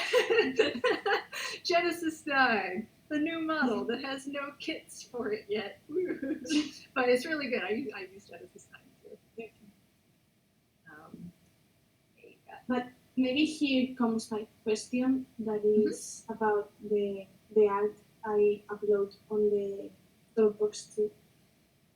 Despite the changes I can do, because I feel I can do them, I'm not afraid of. It's like the time at rendering, like the images I have in the mood board. Yeah. It's like I'm always blocked or stuck in a point I can continue, and I added to another folder that you can get it in the later please. The other pictures that I had the same problem, and that's the thing that makes me feel so insecure. And Got it. No, I don't want to tell it, but I don't want to tell it, but it's true. This thing made me cry. I love this week. Oh, I'm sorry I made you cry. No, it's fine. I definitely I think I have an answer. So the way that a lot of these images are created, and I can speak primarily to people like Martina, who I've seen work before and worked with. I mean, Martina gets a lot of reference using photos, 3D, all the works, and does pretty tight sketches. And that's the major difference. A lot of concept work is done using big shapes, values, because that's just, it's more efficient in a lot of ways to work that way. And when you're conceptualizing, like getting to this state with a rough sketch where, you know, we've indicated that there's going to be paper fluttering there, and that's great for a rough.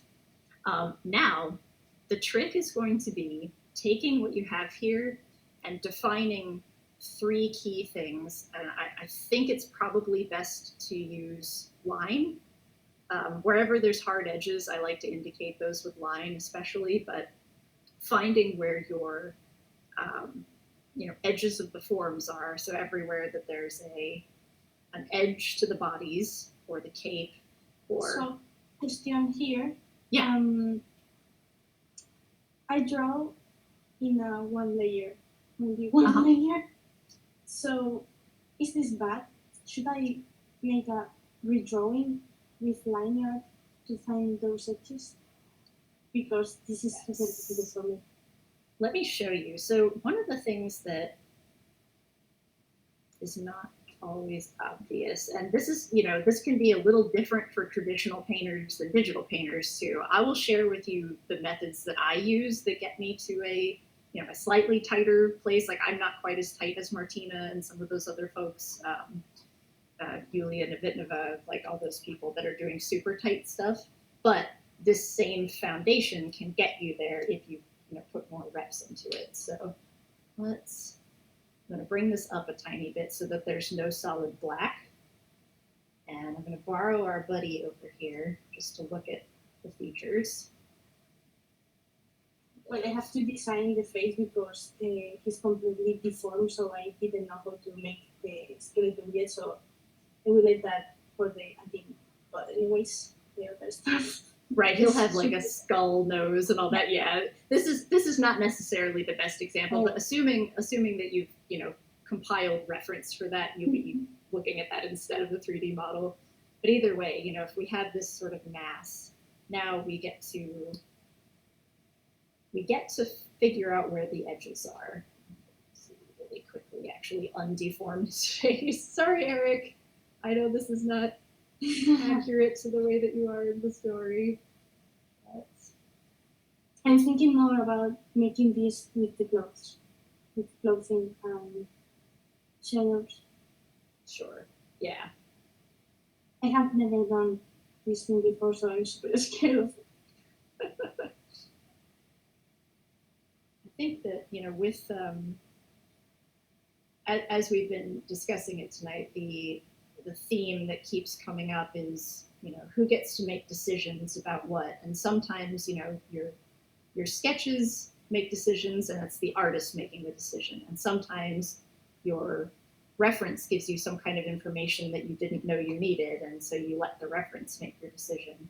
And it's a dance. You go back and forth between each kind of source of idea.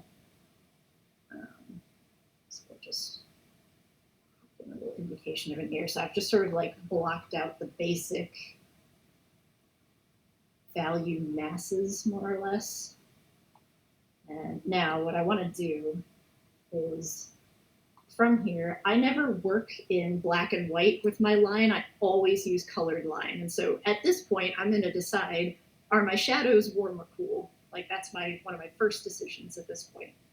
So, here it looks like there's cool light kind of happening on the back here on the face. So I'm gonna go with, it's not on the 3D model because the 3D model is obviously like gray and plasticky, but I'm gonna go with slightly warmer shadows. I know we've got candlelight in here. It's probable that there might be some warmth happening in the shadow areas. So I'm gonna go for a like dark brown kind of line, because later on that's going to help me not have black sort of bleeding into my shadows and my highlights and making everything muddier. Similar to how some traditional painters use like Conti or red or some blue colored line under everything. So I'll go kind of tight. Look at our reference model, and so I'm going to look for three things. I'm going to look for the outer edges of the form, so like go around the basic facial features. There's our nose and mouth shapes. Oh, he looks so happy right now. Sorry, buddy. I know, Eric, you're having a moment right now, but based on our foundation that we've laid down, you look rather dapper. Basic sort of shape of the eye.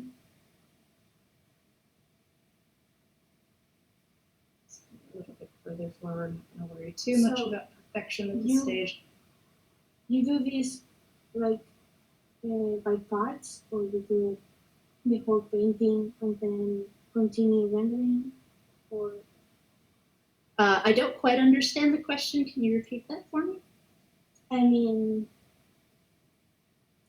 the thing that you are doing right now, like painting the edges, do you do it like all the artwork at the same time, or you go by parts and then you go rendering?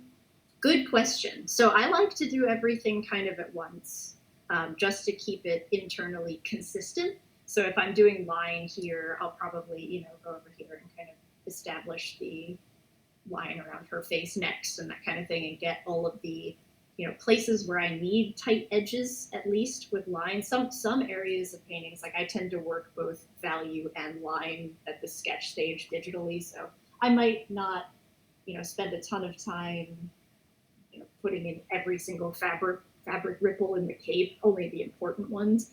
But here's the other things I look for. So I'll look for edges of the form. So we've got these nice sort of outer edges. Maybe he's got a hairline. Then I'll look for the edge of cast shadows. So right here, like down on the neck, we have this nice cast shadow under the eye socket here. This nice one. Again, no drinking games for when I say cast shadows, because we're going to be talking about those a lot. Over here, like we have the light casting across the forehead. I might indicate it slightly lighter than some of the other edge lines, because up to here, like when I'm eventually rendering, these are going to be my guidelines for what to make hard in the end. If we go in here and sort of paint up to them, this become the definitive edges of the form. And even in this extremely loose example, you can kind of start to see how it gets to a... Question. Yes. I know I question a lot. It's because I'm very, how to say it, I'm insane to know how to improve my art, because I always get stuck at this point. So if I do this, like in the other paintings, will be the same? Maybe. Here's the thing. So let's look at that real quick, and then we'll come back and talk about Terminators. But because it's like a thing of my work thing, or maybe it's because I don't know, I'm crazy. No, you're not crazy. Here's what you're missing here. So this is a perfectly good way to get to conceptual Liliana. You have the idea of Liliana down because we can see the headdress, the costume pieces, even the expression. Like we're getting the pose that's working for Liliana. So this is Liliana. You've nailed the design. When it comes to realism, or I like to use the word immersion, sort of to keep other styles in with it. the information that's missing here would need to be sourced separately. So you've got like a nice rough sketch, but you need more information. You need reference. And when you get reference for it, it helps to be looking for specific things like, you know, again, where those cast shadow edges are, what really specifically is the shape of the chin, what is each finger doing? Like that's how you get to the sort of level of rendering that makes it look more like those illustrations on the ref board. So like you could start from here. You already have a lot of information and like a value structure settled. So it would be tougher to like draw directly over something like this because like you've already got some. It's like I only know I overpaint because of something. So I want to make sure this technique you are telling me is making me to break that that malformation of my art. Yeah, I think it will. I think it will, and I think that this will open you up to more like slightly tighter finals and other, you know, it's good practice anyway. Like I am basically going to just briefly destroy Liliana's chin. Sorry, Liliana. I don't want to take that much time. I'm sorry. I have a lot of questions. No, it's all right. I think whenever we talk about anything, it's beneficial to everyone, right? So if we had reference of Liliana, and obviously I don't, so I'm not looking at anyone's chin. I could use my own chin in the mirror maybe, but again, if we get to really, really tight specifics, and then we have reference for what the form is doing as it turns, we might see kind of new information like temperature shifts in the color, or you know, maybe the lighting's coming from up here, so maybe we get more of a deep shadow on the neck, and we wouldn't see any of this like white line on the other side. The side of the neck would probably just be lost into the hair, but we would also be able to see that in the model. I also have to stop thinking while painting and stop the concept art and doing the illustration. Why is that? Stop thinking during it? That Liliana actually started with another movie, for example. Sorry. So it's like I overpainted again, and doing like this. That is definitely, I feel that. Like the other day, I was painting from a live model, and I swear to you, I spent 1 hour painting, erasing, and repainting the same eye. Like, I feel that mood very strongly. Like, I lost my drawing, and like spent the next hour trying to get my drawing back. It's when you're in that state, it is good to take a break and kind of step back sometimes just to clear your head. I think that's a very good thing to do. And certainly, you know, coming at things with fresh eyes can be very helpful. Just to really quickly finish up talking about this, you know, I'm very quickly laying in some really quick value, but the idea of creating the line sketch that's tighter and more specific to your model is so that you can have really good understanding of where shadows and edges are. And that is like so much more of an easy armature to paint on top of than big value masses. And so when it comes to, you know, building up this form, you can get to a reasonably solid place where you have a lot of brush strokes and everything sort of suggesting where the masses are, but it's very, very difficult to then find specific edges from that. And that's the difference between the work that you've been doing and the work that you've got on your ref board, if that makes sense. Is that yeah. So it is not a big deal if I continue drawing with few layers, because I usually work in one. Sorry. That's fine. I mean, I work in like 3, I guess. Like I'll keep my line layer separate sometimes, but then I continually flatten as I work. If the client doesn't need me to keep layers, and I hate it when they make me use layers, because one of the things is like it's so much easier to create an edge by like sampling a background color and coming into the form sometimes and doing something subtractive than it is to keep everything, neatly separated. So, whoops, this is on multiply. But yeah, it's really kind of tricky to work other ways, especially if you were trained traditionally and you kind of digitally paint like a traditional painter in some ways. It can be very difficult to adapt those processes. I think it's fine to work in one layer. Just I'll say that out loud, and you may come across clients that need other things, but certainly it's. I feel too needy. I feel too young. Everyone works a little bit differently. That's the thing. I brought this up yesterday because I think it's really important. There's a lot of, dogma, and certain teachers or schools have specific ways that you're supposed to work. There are not really rules. There are a lot of expected outcomes that you can get. If you work a certain way, you can expect that if you're working in very few layers, you'll have fewer options for moving things around later. So it is really important for you to get a tight drawing nailed down before you go into painting, for example. Photoshop does give you a lot of leeway when it comes to moving things around, but certainly the flexibility to like move a character without having to also repaint the background, you don't have that. So knowing where everything is going earlier is important.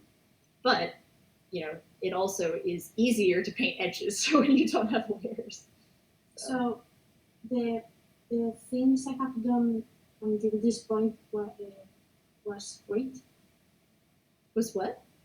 It was okay. Like it is. Oh yeah, yeah. And I mean that's It's the things that you've been doing up till now. They work just fine to show us who the characters are, things like that. I think through the lens of making your work look like some of that more tightly rendered stuff, it's more difficult to go from where you were painting with big shapes like this, without also doing the step that I'm doing right now with the line. So certainly, nose layer. So this right here is that's the most important middle step. So now that you've got the big shapes figured out, next step is this. So Okay. this is what would be good to do after you shoot your reference. And now we'll take his nose off. I know we're a little over time. I'm enjoying this a lot. Like sometimes you'll have to forgive me because sometimes when painting happens, my brain goes away and it's just fun. You know it's this wonder. All right, we'll put his nose back for now. I'm glad you like it. Yeah, I think it's going well. I'm excited about how this piece is developing, especially from. I know it seems like you've been really pushing yourself, and I really appreciate that. Like you've been doing a wonderful job pushing yourself. Yeah, I know. Comfort zones, man. Actually, I love borrowing the term power zone from Winona Nelson. She's another smart school teacher. She says power zone instead of comfort zone, and I really like that because there are, I think comfort zone sometimes has a little bit of a stigma to it or something. But no, we all develop things that we become practiced at. And yeah, Noni, yay! Got some love for Noni in the chat. I love it. Love to see it. All right, thank you so much, Marina. Good work. All right. Caddy, you're up next. People in the floor. Yeah. Who's hiding? There's one too many men in the floor. Sometimes you just get men in your floor. What's there to be done? Yeah. All right. So last week on Smart School, we chatted about pushing the perspective of what's underground to look either like it's a physical underneath the floor moment or a magical separate space. I think you were convinced of kind of keeping the perspectives together as though they're in one scene. Love it. And you started shooting some reference. Actually, I decided to go the more abstract route. Oh, cool. Nice. Very cool. But yeah, there's my reference, and you instructed me to do a study of an existing piece, so that's what that last one is. Yeah, it's a magic card, right? Yep. Yeah. Oh, good old fashioned. This is pure Jeremy Jarvis right here. The super conceptual blue spell energy. It's really nice. I think it's by Andrew Robinson. Mm-hmm. I don't know. No, is Jeremy Jeremy's the art director. Yeah. Oh, gotcha. Gotcha. Yeah, this is very much in keeping with a lot of the stuff that Jeremy liked to art direct, and I picked that up from him. So. Yeah. Very so cool. I moved this week, so I didn't get nearly as much done as I wanted to, but I did this yesterday in acrylic gouache and acrylics. Congratulations! Good. Happy that you're hopefully done moving and can settle in soon. That's a lot of work. Yeah, for the most part, we're done. So I know that your underneath the floor moment has sort of a similar lighting setup to this. Is that primarily what you're focusing on here? Yeah, I just wanted more to kind of see how I would tackle having like magical flowy shapes in a void. And so that's why I landed on that piece. Yeah. I see it. Cool. Yeah, and you're planning on doing your final in acrylic? I think I'm going to do the underpainting in acrylic and gouache and then clean it up either in oils or digital, depending on how I'm feeling. Okay. That's cool. I mean, that's a heavy medium load. But yeah, achievable. Oh, sorry. No, sorry, I was clearing my throat. I was just going to say, that's my normal process. I do almost all my underpaintings in gouache and acrylic, and then I make the decision based on time whether it goes to oils or digital. Sweet.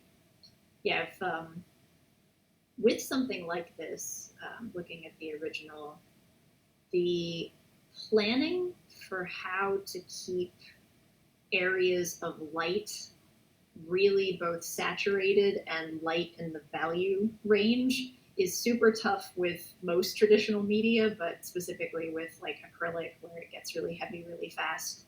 Mm-hmm. Leaving these kind of areas, and if we go back to your piece, I can see where you're going to have a lot of the same kind of challenges down here, right? Leaving both the gap in the floor and whatever's glowing here light as long as possible is a good practice there. Mm-hmm. As this develops and as you get reference, I'm assuming we'll figure out more about, how brightly this is glowing, what the shape of this specific magic is. This is the point where you get to come in and be a shape designer.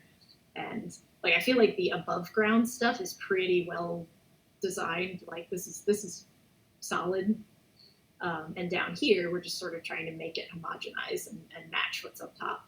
Mm-hmm. Even if it's abstract, we want it to still kind of be in the same world. So, that said, you have a couple of unique perspective challenges with this.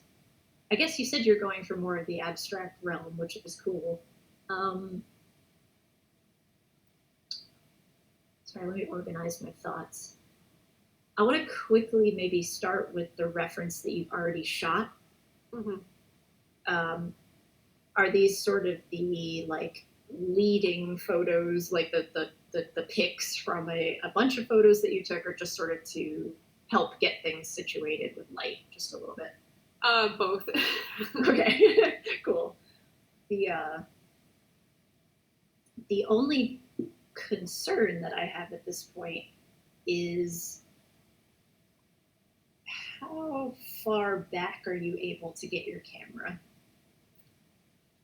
I guess, so the problem I was running into with my husband when we shot these was because they're both low light, the resolution drops off really fast if we get Sure. far away. So physically, he could go to the other side of the room and be like 30 feet away, but I'm worried I would lose some of that visual information if I did that. Try to use a handheld camera. I just have phones. We're just working. Oh, okay. Yeah, because if you're in that kind of low light, you're going to need a tripod, I think, or just to be able to set the phone on something so it's not blurry.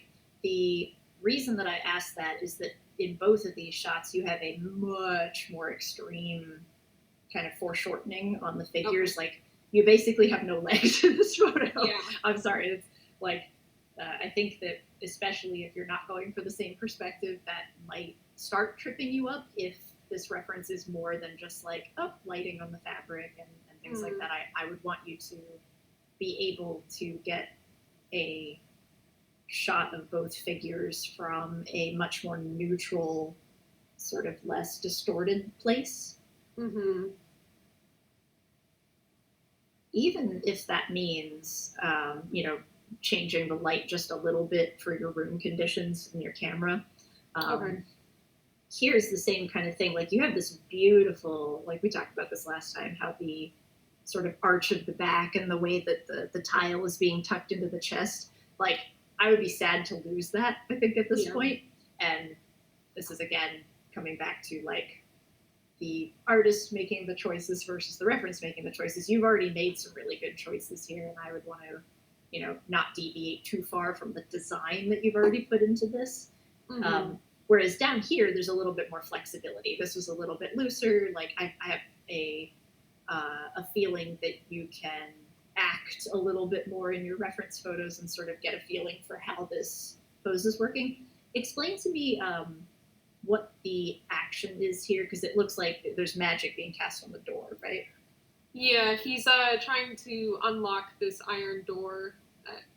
He's like, I was trying to get that there was some distance between him and the door, but I don't know if that's coming across, and I might just put the door like right in front of him instead. Mm-hmm. Yeah, I feel like the one of the things that we were talking about last time when we were doing the paint over is the figures down here. Here, let me actually just grab this in Photoshop so that everyone can see. Everything that's up here is looking really solid. Then down here you have like door, figure, and they're kind of separated from each other. They both are about the same size. And even if there's a lot of depth, you could imagine as this person gets closer, it doesn't really feel like there's a lot of distance between them and the door. So the door is like, it's like Willy Wonka kind of going through the tiny door. Right. So you do have an opportunity to maybe bring the door up so that we can't even see the top of it necessarily. Just fill it in space here. And I like some of the sort of filigree ornamentation that you've got going there. You don't necessarily need to lose that, but if the figure is actually being, their silhouette is sort of living inside the door, that does a lot to put them in front of it. Okay, cool. And then in terms of what's happening with the magic, I feel like there's, currently you have the like burst effect. Is that sort of a shape language you'd like to maintain as the final comes out, like almost an arc welder sparking or something like that?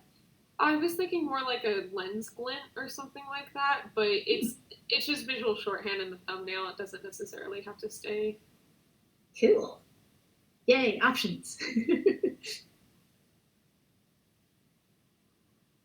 What's interesting about this too is I'm noticing something that I actually didn't notice before. Forgive me for this. I'd love to flip this and see what happens if we can get the glow of the magic to actually be kind of in line with where she's looking.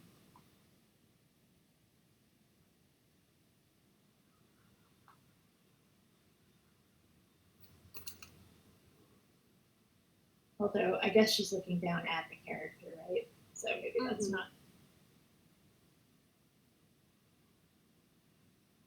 Yeah. All right, so let's design some magic. Let's think about the sort of level of. It feels like it's aiming for a reasonable amount of realism here. What kind of? Let me take a look at some of your previous work to get an idea of your hand.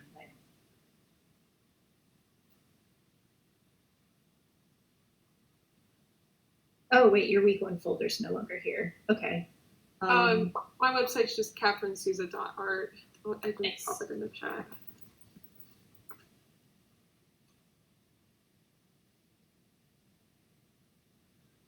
Okay, yeah, I'm remembering this correctly. I was going to say that you have a little bit of stylization that's present in a lot of your work. Okay, so like yeah, this type of magic effect where it's very designed in advance, and then you kind of like look at smoke to reinforce what some of the curls might do or something. Okay, I feel like what you're working toward could support this, and that's why I wanted to check. Okay. Yeah, I was thinking doing something to that regard. I'm a little on the fence about it, though. I really was hoping to make this portfolio piece something that could lead to other work, and unfortunately, I feel like what I'm doing on my own most of the time isn't landing me that much work. So, but that might just be me overthinking things. I mean, maybe it is true that stylization can put you in a corner of sorts. You know, depending on the type of stylization that your work has in it, you know, the farther that you go from that sort of anti-style realism core, the more kind of outlier products you might get put into. I mean, certainly your work is good. It's not like, you know, stylization is not bad. I don't ever want to like demonize stylization, but it can you know, kind of put you in a different sort of professional column, if you will. That said, stylization can also do things that realism can't. And so finding those ways of using it to, you know, like create sinuous magic shapes, that's really cool. I feel like that would look out of place in my work, you know, like that's something that you can own, right? And I think here, whenever there's a question or a choice that has to be made, always going back to how can it serve the story is the place I like to go first. So here, you know, we have this person who's trapped, essentially, and this person who's, you know, it's their little secret, kind of looking in on it. If we can use the magic to potentially like connect to the two of them visually or something like that, you know, you've got this beautiful, much better than my hand. This is where you get to fix my shitty thing. I do the bad version so that you can come in and give it a good follow.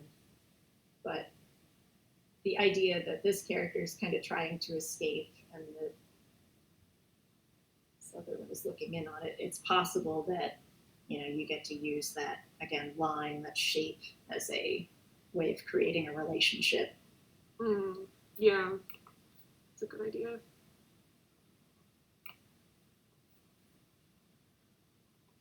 So with that in mind, let's go back to your reference for a second. So you will have a couple additional challenges beyond the people. And one thing that I would love for you to be able to shoot simultaneously with the person who, you know, is in this reference, you know, it's a completely different angle on the figure. Is your partner tall? Yes, he is. I had to stand up on the You can always tell when there's a tall partner who doesn't know how to shoot from the hip. Come on. Yeah. So you may have to instruct to pull the camera down a little bit, or Okay. you know, if there's something that it can rest on, that might actually be good to like pull over a little, you know, side table or something and have like plant it in one place. That way you can sort of rotate, because right now we're seeing like a different side of you than your character's posed at. Yeah. We need to see sort of more of your right. Their foot is kind of back farther, and then, you know, you've got the pole, which is really good. Being able to see that kind of at the right angle is important. Even if you prop that up too, one thing I like to do is get props in place first. And then if I'm, running into the shot or have an automatic timer, kind of go connect with them so that they're in the same position. That's one kind of option that might be helpful rather than trying to hold it in the right position, because it can be really tough to do that. Yeah. And then having, it's nice that you have this pole lamp. That might be a good way of indicating where the light is hitting one of these bars, right? Because the bars are going to be bigger, but just having that information all in one shot can be really helpful. With cave walls, something else that I enjoy doing, you have a nice staircase here that might actually give you some good information. Having cardboard boxes or something around, just to like give me rock planes. Like if I have faces of rocks, how are they going to pick up light and shadow in this environment? That can be really helpful too. I've got plenty of cardboard boxes lying around. Yeah, I was going to say, you just moved, right? So, Yeah. Perfect. That's convenient, actually. You have the best reason to have boxes in. Okay, cool. That's a great idea. Awesome. Yeah, so with those things in mind, I think you're in a good spot. I think that, using this light to cast the light on your face is great. This looks fantastic right here, these little moments. And I think just kind of tweaking it so that you're getting more of the exact sort of information that you're getting here, where maybe you get one where there is a little dangle of hair over, and dropping your pen, making sure that the hands are giving you exactly the right information, doing a bunch of little sort of micro tweaks. And yeah, like you might have to ask your partner to like stand in and do the thing, and you shoot them first. Yeah, like this. Yeah. Sometimes the second human is good, but also they need direction too sometimes. He hates taking pictures. He'll gladly no! model, but he hates taking them. And I'm like, no, I need to model for this one. You have to take it. Yeah.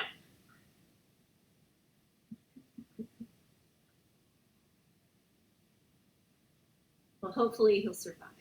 Hopefully he'll do a good job and then make it through to the other side, and then he can go back to modeling for you. He hasn't been hurt yet. Excellent. This is gonna be literally you. Like next week, it'll be below the floor. Like, let me. I promise. I'll take better shots next time. Yeah, the man in my cellar. Okay, cool. I took a screenshot of that draw over. Let me know if I made it bigger or. Yeah, there we go. Let me grab it again. Yep. So I'll shoot new reference. Have a clean drawing ready. Hopefully by next week I'll also have the underpainting. Okay, that's ambitious. I mean, especially if you just moved. So if you're only able to get to, the beginning of a drawing, and I want you to spend enough time sort of designing what the lights doing down here, getting the reference. Like you've got a lot of moving pieces here, so I want to make sure that you're able to take your time on that. So aim for that. If you have extra time to get to underpainting, that's great, but it may be worth kind of looking at the drawing and seeing if there's any, again, the main reason that, well, one of the main reasons that I recommend never stopping drawing from life is that it's really, really good at letting us know when our reference is lying to us, and I think there's enough, iPhone plus, I don't know if you're shooting on an iPhone or not, but phone plus tight space plus tall husband plus a bunch of other factors that you may end up with a couple of things that you need to like move around in the drawing. So yeah, for sure. Good. Really nice stuff. Thank you so much, Caddy. Thank you. I feel more prepared going into this week now. Yes, that's the goal. Like I said at the beginning of class, like this is the most untalked about part of the process, and that's both exciting and a little frustrating sometimes, because most people are unaware of just how many of those little decisions still have to be made at this point. And thumbnails give us a lot. Thumbnails do a ton of good work to set us up, but they also generate questions. And now we get to answer those questions. And sometimes reference helps us answer those questions, but oftentimes we also need to be designers. We need to be color theorists at this point. We need to decide what's warm and what's cool. We need to figure out what some of the underlying mechanics of the piece are so that we know what to even look for and reference and we know what to get. So it was exciting. We'll go with exciting. Yes. And on that note, what's up? Oh, I was agreeing with you. Nice. Yeah, I was gonna say, yeah, it's 6:59 for me. Let's take our top of the hour break, and when we come back, we'll chat with Ben. Yeah, we still got 3 folks to get through. I think we'll finish up right about on time. Great work, everybody. I'll see you in about 5 minutes. Refresh your teas and coffees, stretch, relax.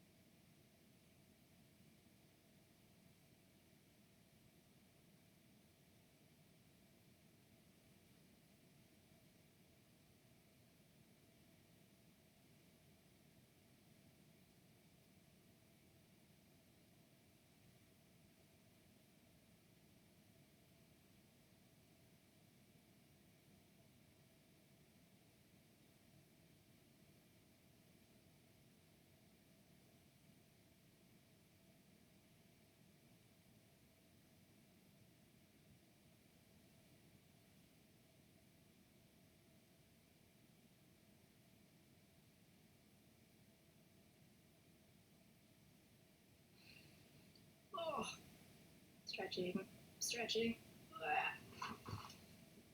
Not wearing my back brace today. Bad call. Poor decision, but all right.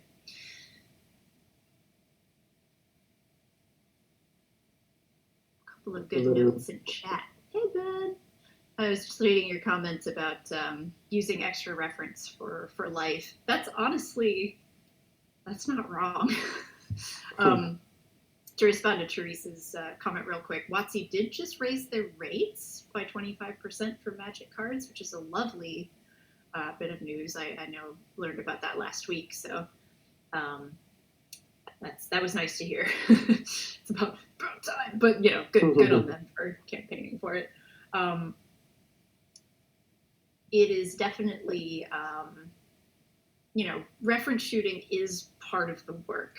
It's not an extra part of the work in most cases. Like even people who work really stylized, as we talked about on day one, often need reference or use reference to reinforce everything from specific hand gestures to facial expressions and things like that. Disney animators use lots of models and reference, all that kind of stuff. But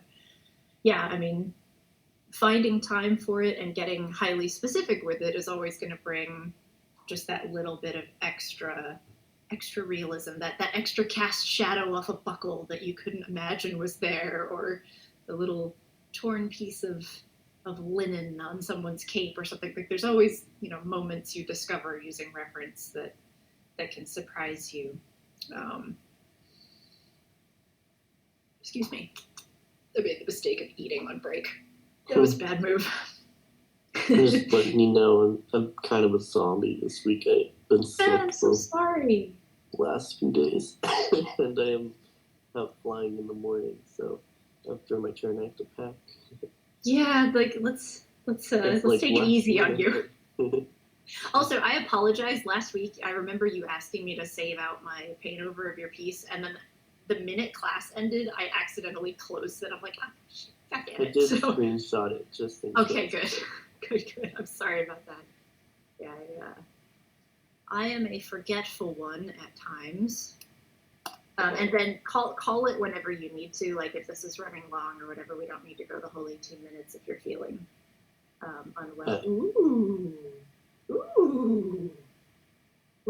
this is developed. Spicy.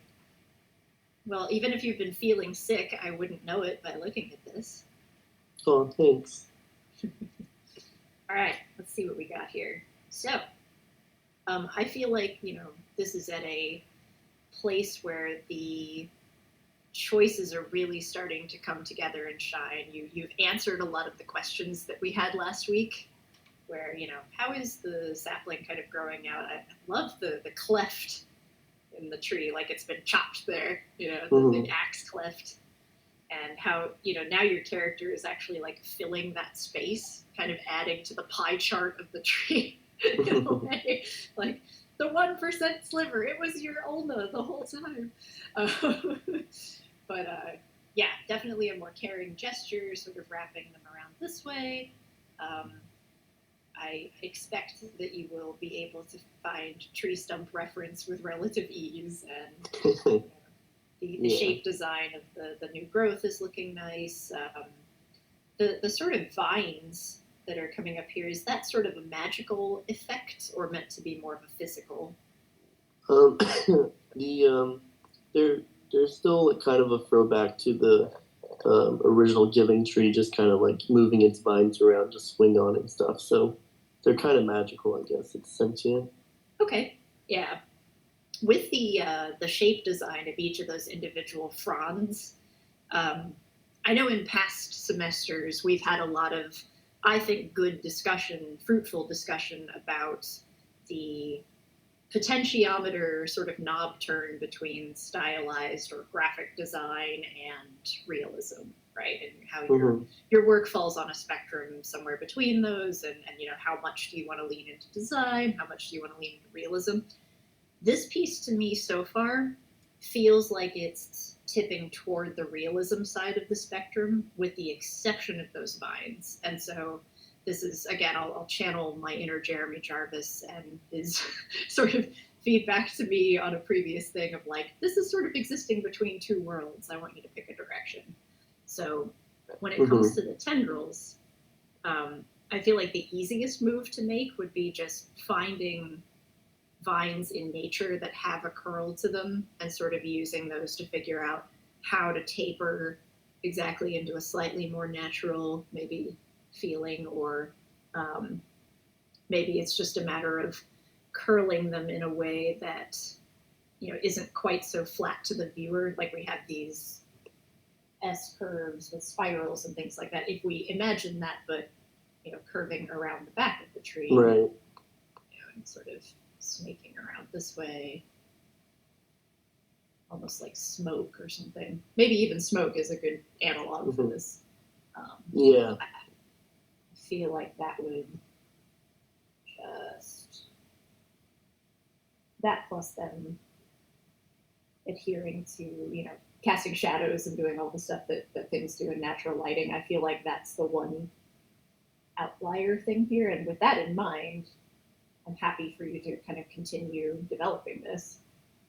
Yeah, I kind of go through like the mood pass and then the like shape design pass because I'm weird. So, so like That's fine. Yeah. Because I always I've noticed the last several pieces I did, I kind of got stuck with too much rendering because of the reference. So I try to nail the mood first, and then I kind of take reference, and then I kind of design the shapes after that. And that's a way of, you know, you kind of controlling the situation, which is good. I mean, like, you know, again, don't drinking game this, but the artist in you is in control of the mood, and you're giving yourself a more, you know, solid runway along which to find reference. I think this, you know, I'm thinking back to your Jack and the Beanstalk piece specifically, where some of those pieces did get really tight in the end, and some of them kind of remained looser. Here, it's a much, in a way, simpler composition where you have some really clear areas to focus on, which is nice. I think that's going to be really helpful in helping distribute and hierarchize the level of detail. There's still some compression to the values. I'm kind of wanting to do a bit more too. So like more like moonlit once I get reference, and like darker, push the darks in areas like nooks and crannies and stuff. So if you're going with moonlight, one of the opportunities you have is, you know, imagine you're the theater director and you're yelling at the lighting person, turn that up, turn that down.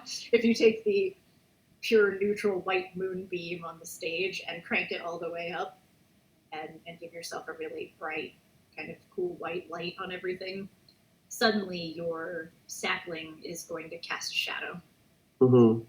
Yeah, I was a little bit stuck in between, because in the past, the pieces that I've done that were really fun and did very well, I kind of abused that lighting, that super bright at night lighting, and I wasn't sure.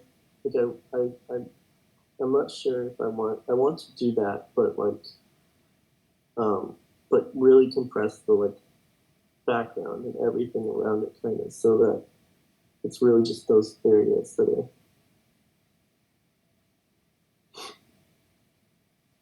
getting like sort of the glow. And when you say compress, you mean the range of values, just keep them closer together in certain areas. Yeah.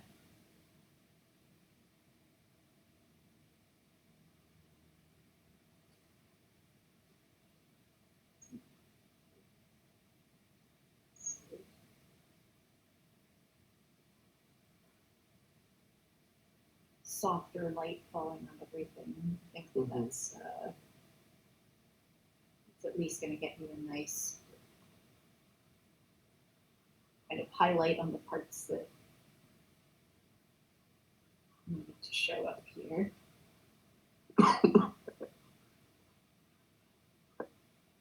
Just make a little indicator here of something slightly brighter, and then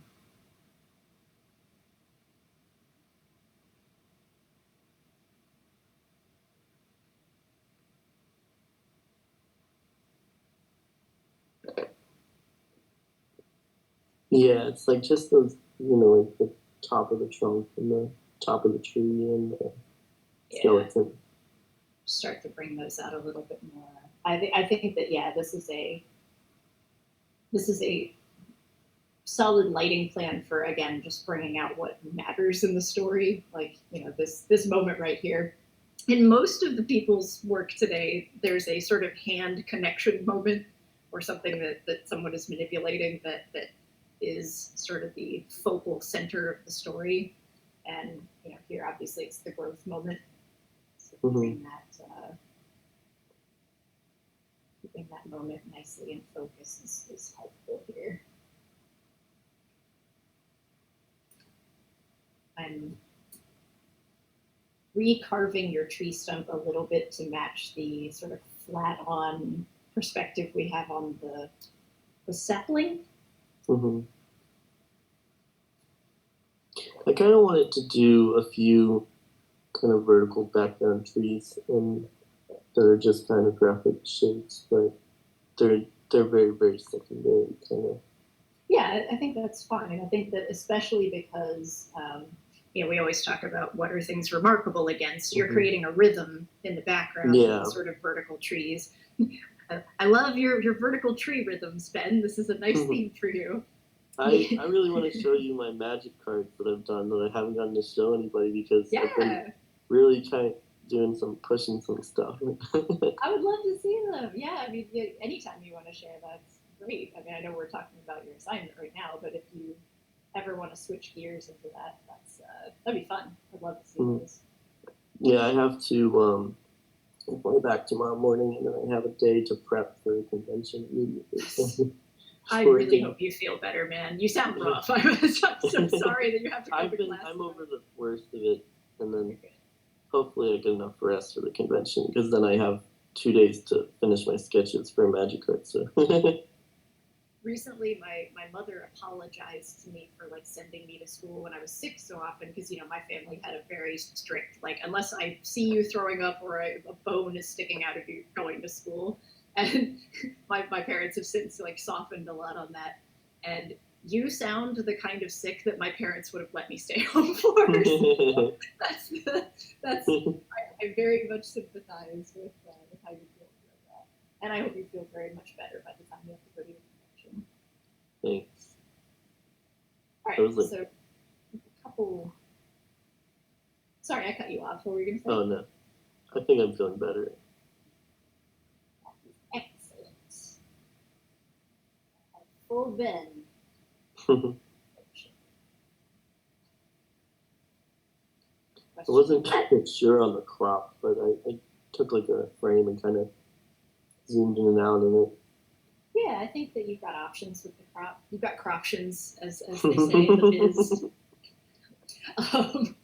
Sorry. That's so good. I'm so sorry. You again always go back to the story to answer questions, right? So the amount of tree that's missing maybe is significant. Let's try a couple things. Experiments. Let's grab this. And you have those nice vertical trees in the background, just sort of as a comparison point. You're inviting comparison between the tall background trees and what used to be here. So maybe. Okay. Maybe. Again, arbitrary number.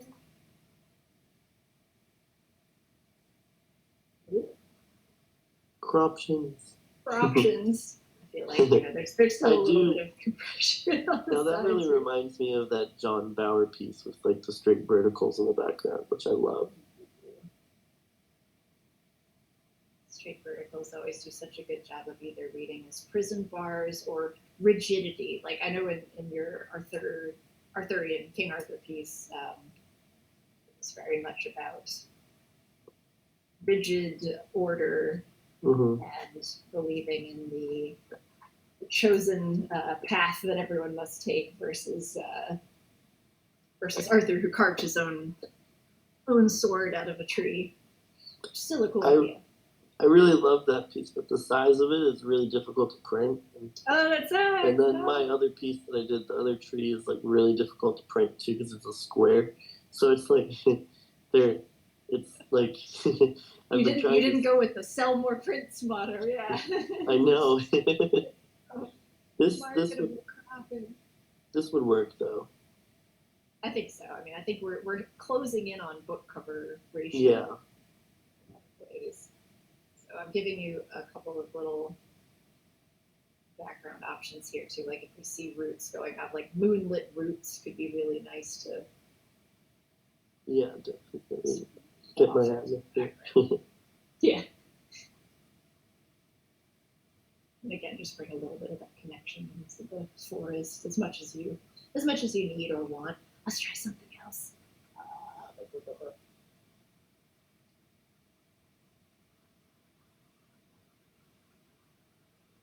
Let's give you some canopy.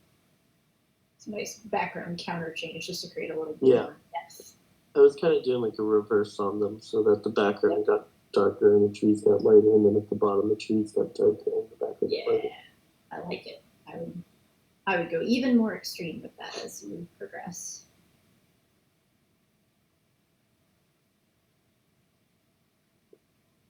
It ties together with the roots that are over there. Like I can see where you've already got that sort of working. Too much. Take a look. That's what happens to me when I'm compressing the values too much, and then after like an hour or two, it's like so. It's too much, right? Gray. Oh, that's great. I'm looking at my piece through a fog. What has happened yet? All right, so yeah, I feel like with those things in mind, I'm happy to set you forward on this. I know you have trees in Florida. Like, I know not all of them are palms. You have options to photograph or look at stumps. I know there are some sunline skeletons. So, getting the reference for the actual character that is a skeleton in this piece will require some kind of magic of you posing in the position and then kind of looking at bones or that hand 3D or something. I'm excited for the skeleton part. So I did that one piece years ago that was in my portfolio when you hired me for Magic. That I remember that. One of my favorites to draw because it was just entirely skeleton. Wow. Whoa. Much take it back. I was noticing, like, my monitor naturally makes everything look too light, like lighter than it is, and I was noticing that I was feeling like everything was really dark, so I'm like, oh my, this has got to be really dark. But just bringing things to you. Options. Yeah, I like it. I think that the crop is like more feels right to me. Great. I like hearing that. Let's see.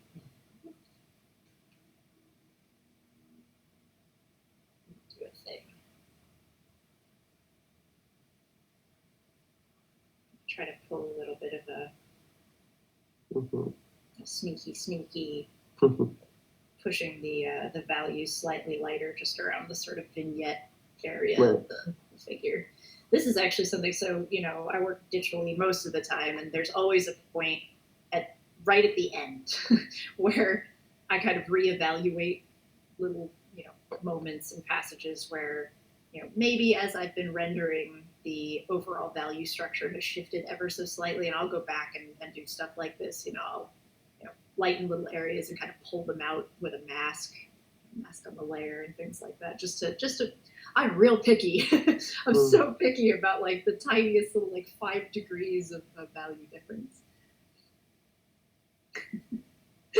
No, it is not murder o'clock. Oh, lots of wild vines. Yeah, lots of that moss and trees in the Florida area. But yeah. Could you save this, Cynthia? I can. Let me do it in front of you. It's actually physically saved in real time. And then on that note, I appreciate it too. Let's see. Ben.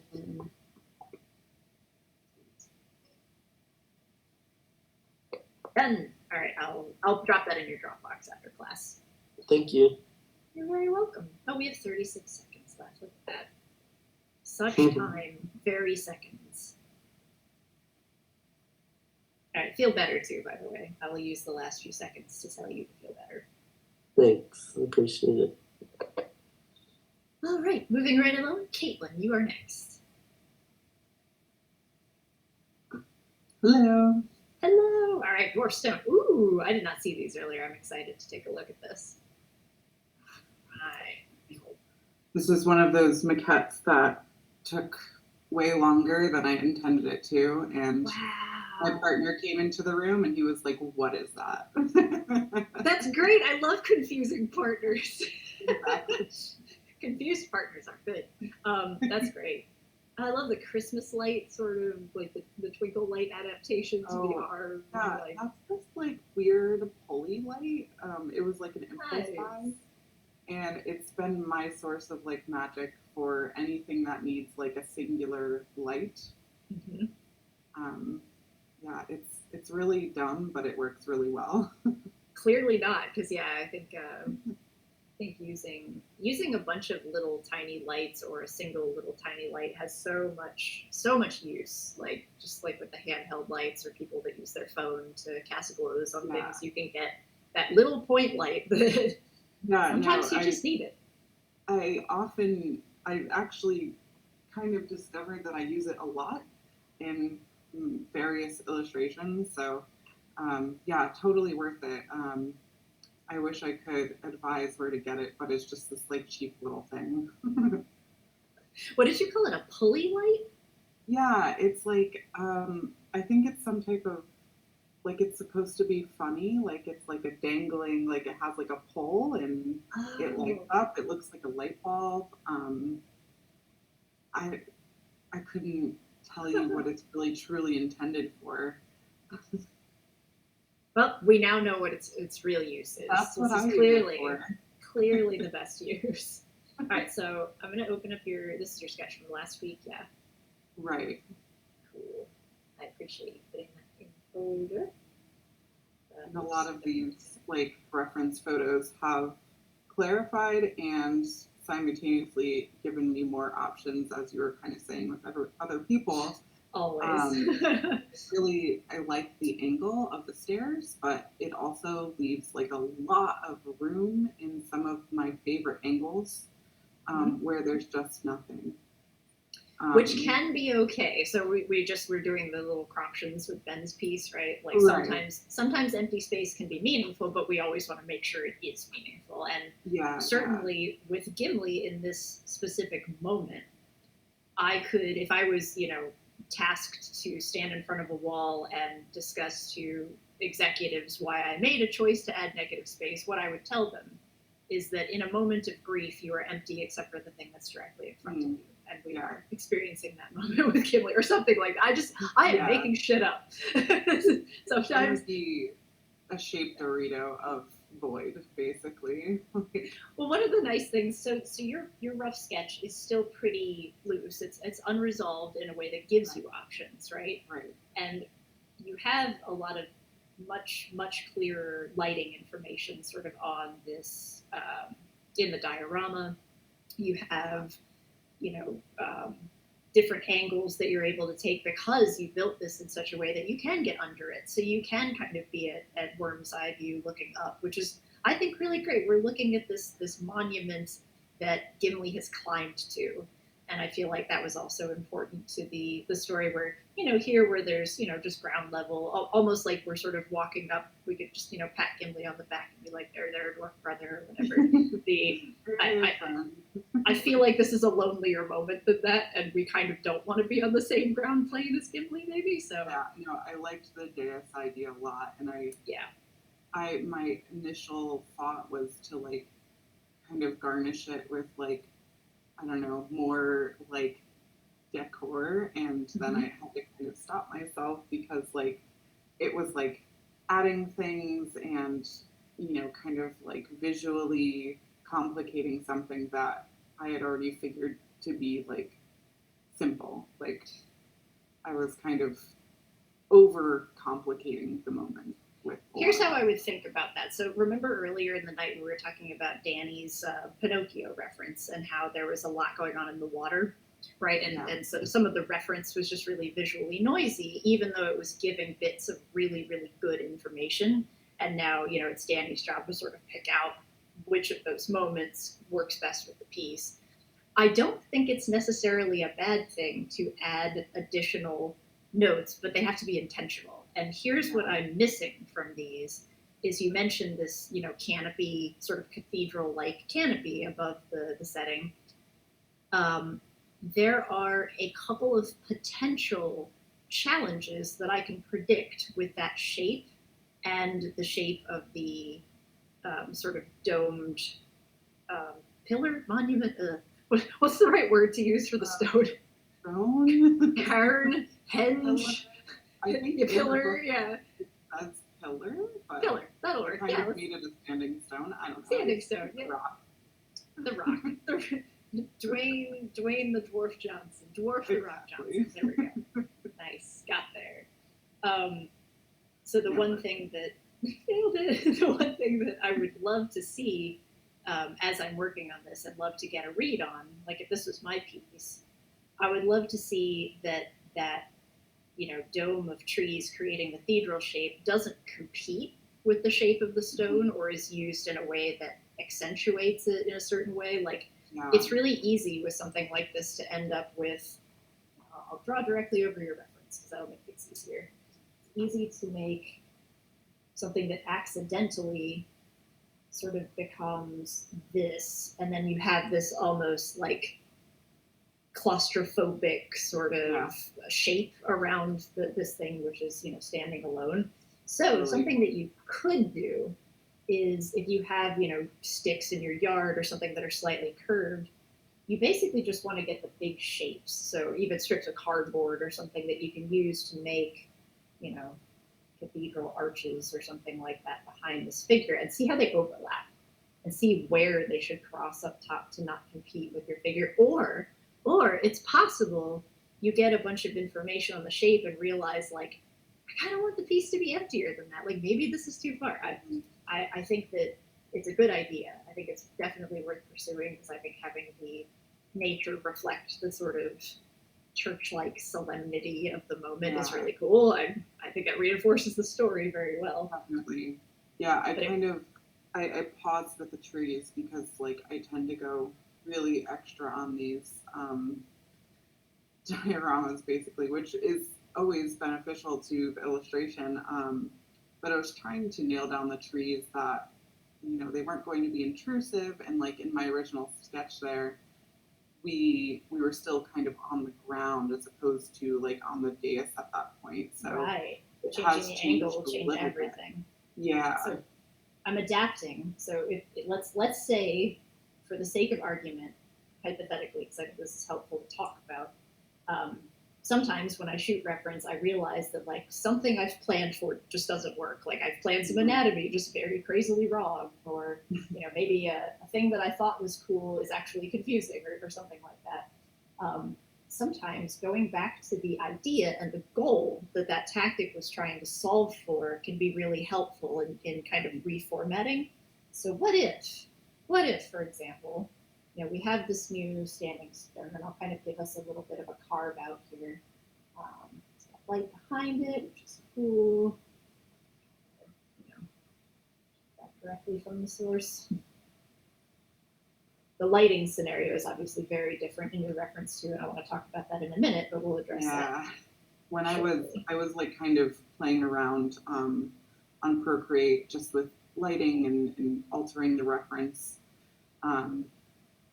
I was pondering the light in the reference as opposed to my initial thumbnail or like whatever this sketch is, because like that was part of the like kind of plans to have this like dark moment, and I liked how kind of somber it was, but it doesn't always have to be like that. So it's just another good point where you can let the reference give you information that then you act on, or you Right. can decide to push the reference back toward your original intention. So let's really quickly reformat the trees to, instead of a big canopy of a cathedral, let's see what happens if the tree trunks are sort of forming orderly, like windows Yeah. or something, some other sort of churchy architecture analog, cathedral-esque analog. Right. I mean, this may not be the answer. This is me leading with an example to discuss an idea. Obviously, don't feel beholden Right. to do this, but Right. But it if something- definitely opens the piece up still and like gives it that opportunity to not be so confined. right, maybe some more depth. Maybe you get a little bit more silhouette pull out, something like that. I don't know, and then you get to decide like, oh, maybe the tree branches sort of abstractly create. Now, this is getting into a little bit of concept design. Obviously, the people at Weta Workshop designing places in Lord of the Rings, and the Hobbit films, and all of that had to go through some of the same thought process of how their scenes would be staged. In moments like this, I think in all of these, there's still a good case for having that natural sort of blue spotlight coming down from the sky. Yeah. Obviously, Yeah, also I not. liked that, and I really, part of the idea I think that I really want to go with is that like that beam or shaft of light. A crepuscular ray. Just one of my other favorite words. Like my two favorite words for today. One of them is crepuscular. It's the god rays coming down from the clouds. And the other is the German word for heel, which is Fußknüppel. I'm probably saying that really wrong. If any of you are German speakers, please forgive me, but it's amazing. Beautiful foot knuckle. Of course, it's a foot knuckle. That's amazing. Sorry, derailing a little bit there. So let's go back to your reference, because, especially in moments like this, there's a lot of good stuff happening. Mhm. And, we're getting that sort of upshot. You have amazing little moments of like foot shadow connection to the ground, which makes me believe this is a real place. You have this beautiful cast shadow coming off of Gimli onto the stone. And even if there's a moment of light here, and we can sort of borrow from some of the neighbors of what the light would be doing here, I'll just very quickly mock that up.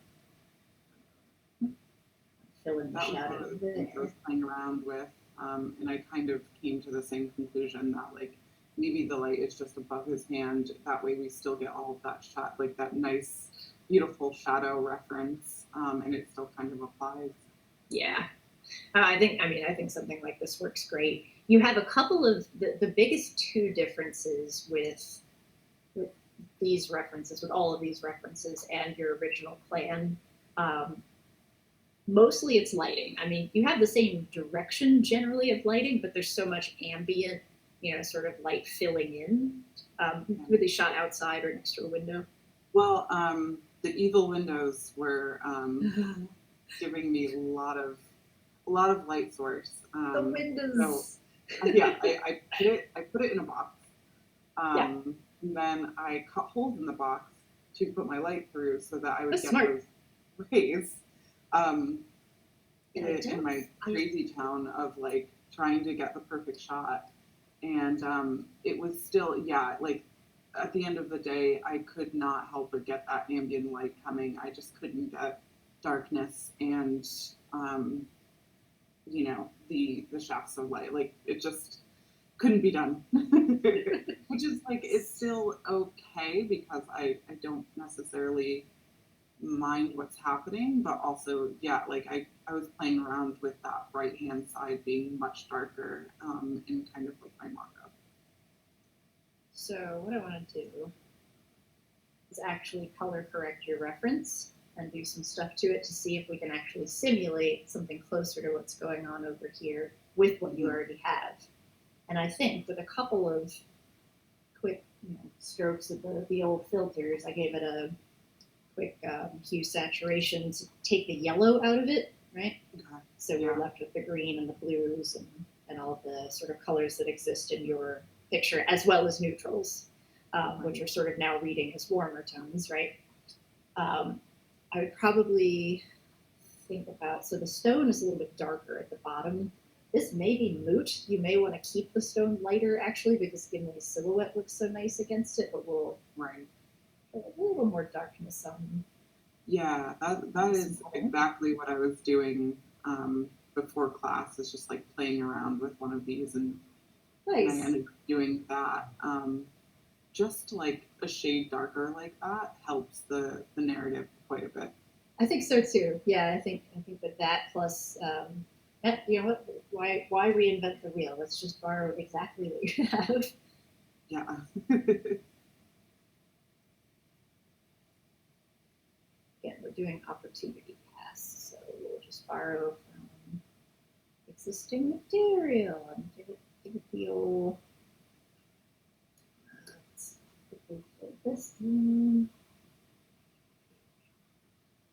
Make sound effects. It's very important. Nice. Oh. Okay, good enough. Now,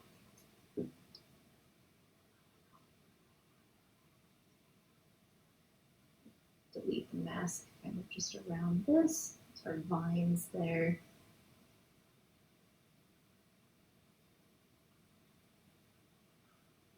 I realize I could probably use the marquee selection to do this a little faster, but you know what? We're already sunk cost fallacy. We already started doing it this way. I feel like getting the stairs darker too is going to be necessary. We'll handle that in a second. Yeah, that lower corner, I just, it basically became a shape of darkness.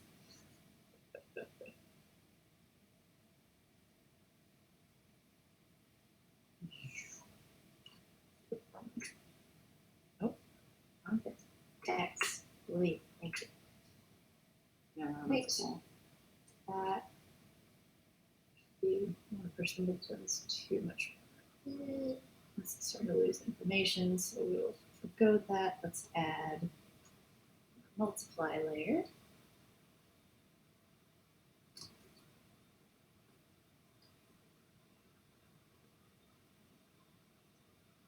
Yeah.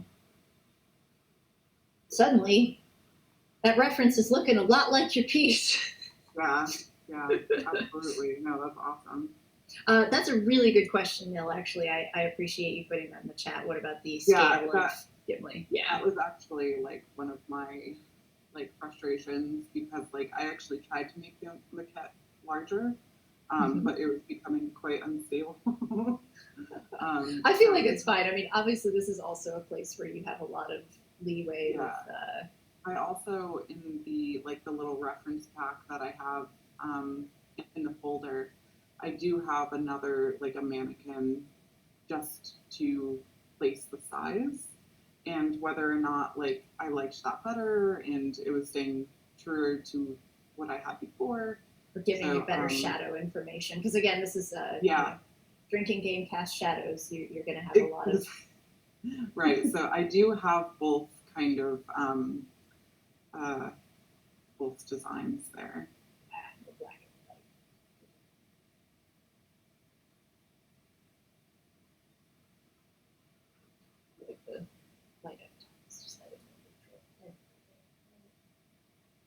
I hear you, birds. Shoosh. This is important.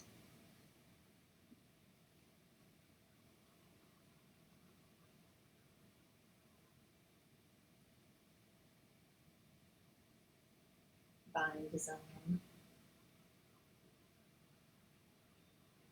This is definitely a shape design thing that would be good to figure out before next week. I'll set you on that sort of goal of getting the vines sort of figured out too. Yeah. Which I love pipe cleaners as a shape for that. That's really creative. I am blown away by the creativity of this model. This you is should fantastic. see. I had one of these dioramas in Donato's class. It's too bad he's not still here, because it was wild. I had this mannequin bear with my like one of my like proportion scale like little humans, and there was like a tree with like a tub of water, but it was actually just like a Tupperware of water. It was insane. That's great. But it was, you know, it works really well, and it's like made me realize how important these type of things are when like you have made up objects and things.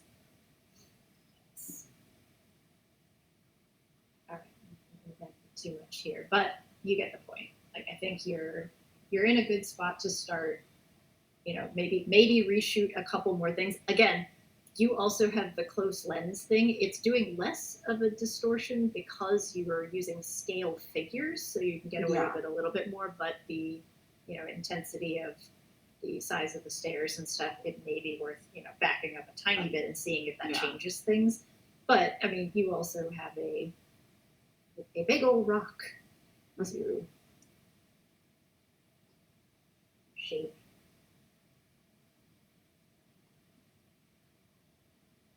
This is the former magic art director in me, and I genuinely deeply apologize for what I'm about to say, but I am super hyper trained to look for anything that could possibly read as phallic. Yeah. Because of when it shrinks down to, you know, magic card size, it's just like you should have it gets printed and then you can never take it back.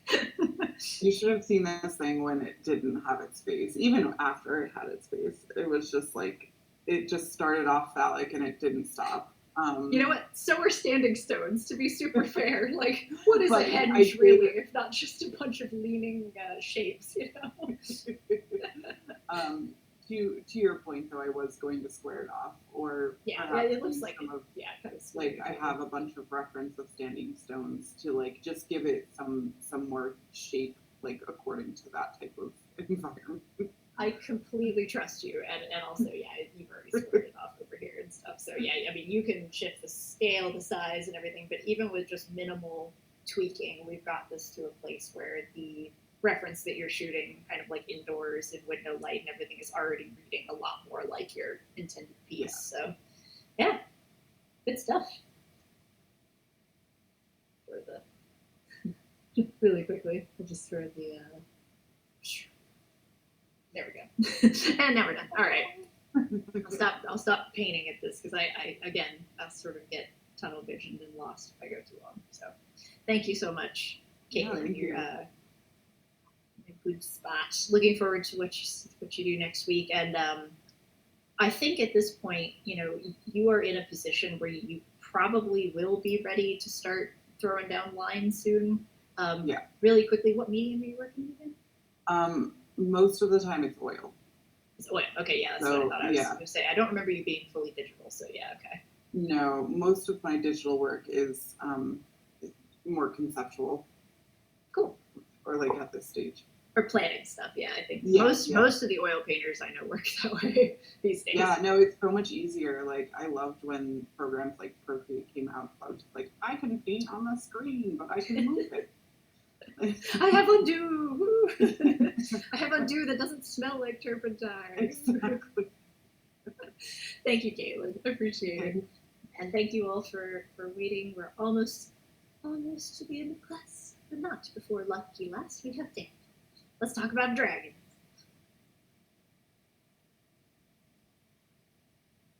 Right. Nice. All right, we have Dragon Slayer image. You had a pretty tight comp last week, and I think, you've got updated thumbs here. Nice. I love this note. More complicated, but also more opportunities. Like, yes, reading that, it's great. We get to talk about opportunities. So, Dan, how are you feeling about this? Oh, can't hear you.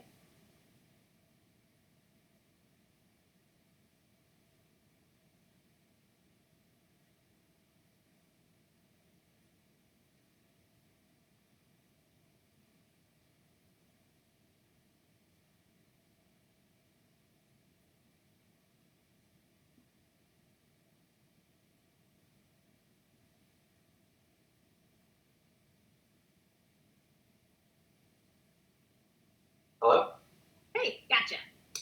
sorry. I don't know why it's not the default, but it usually is. No worries. It does sound like you're a little bit in a. It's like reading from a different mic than you normally use, so I may have to listen really closely when you're talking. I wanted to give you an opportunity to kind of say how you're feeling about the piece at this point, because it's pretty far along. Like, this is pretty well developed now. Yeah, I like it. I'm having fun. Good. Yeah, getting to the fun part. The fun part. I love that you say that. So, like, for you, is the fun part the rendering? Actually, I never want to be a 3D artist, but I love playing with 3D. There was one Nice. talk with Ben Morrow, and he mentioned it, which got me started. He's like, yeah, it's like once you get comfortable with it, you can use assets, and it's just like action figures, but it's like free. You can duplicate them, you can change the light. That is so true. I can't believe it took me until last year to add 3D to my reference usage. Like, I'm kind of at a point now where I don't know how I ever got on without it. Like, Totally. especially with like multi-figure scenes and everything, it helps so much reinforce those like moments that are impossible or difficult to shoot indoors or in your backyard and stuff like that. Like, a dragon catching fire to a city. Not super easy to shoot indoors, but all right. So we have a pretty well developed, nice, dynamic kind of dragon fight scene. I really appreciated you putting comments on these. By the way, I enjoy hearing about thought processes, whether we get to talk them out or see them in writing. And I came up with a question earlier when I was looking at this that is like monochromatic without moonlight reference. I agree. Is that bad? Stands out more. Stands out more, sure. So when I say bad, obviously I'm using shorthand. It's definitely a different choice than using the moonlight. And I think, you correctly identified that each of those lighting choices gets you something different. And I always like to kind of ask what things are getting us. The moonlight is definitely on both of the figures, and that's something that, feels more in keeping with the environment maybe here in this one, even if we wouldn't see it necessarily so much on the lower half. It might just be kind of living up here. If it's hitting the dragon's back at this angle, I think it's probably more top light. Or else you'd start to see it, like on the tail, and it would, be wrapping around the form about a little more like this. Although you modeled this in 3D. Tell me where the light source is. Yeah, so there's a moon, there's clouds. They can conveniently put some things in shadow and give other things light. And then mostly just underlit from wherever the I fire. want the closest fire to be. Yeah.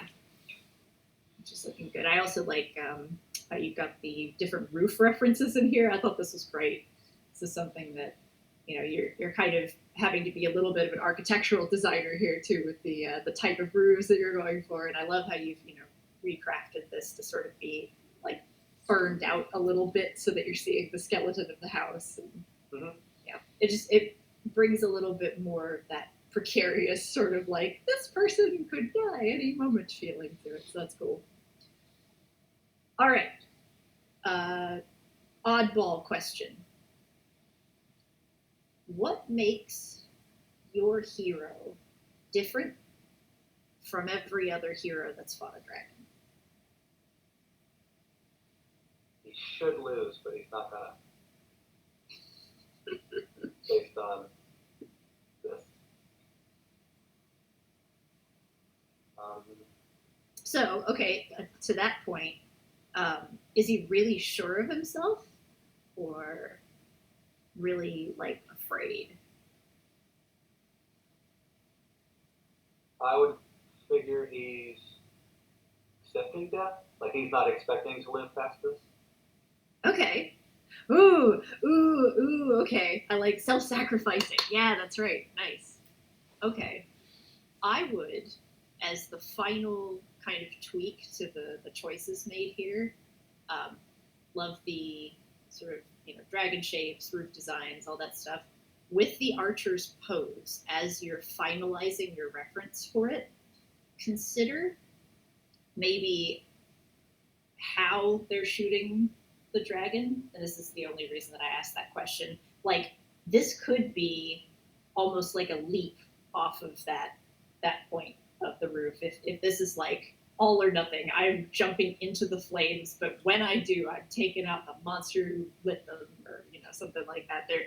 There is an opportunity here instead of the sort of leaning back, kind of grounded, stable version of the hero. I might play with a little bit like we talked about with Nils' piece earlier, like where's the stability of the character? Is there 1 foot off? Is there a toe still on the balcony? Like I could imagine with the dragon being this active, I think the person gets to be this active too. Oh, it's so high action, crazy. So with that said, obviously you are having a good time with 3D, which is great. I think 3D could give you a lot of good options with that, especially since we're looking up at them. It's easier to conceptualize that way. So I will leave that to you to play with. If you look at the other files, what I like to do is after I make the 3D, I'll start painting over it, and then I'll update it in 3D to like get lighting better. And then I'll paint over it like this gesture sucks, like make it better, and then I'll do it again. That's kind of what I'm doing for these.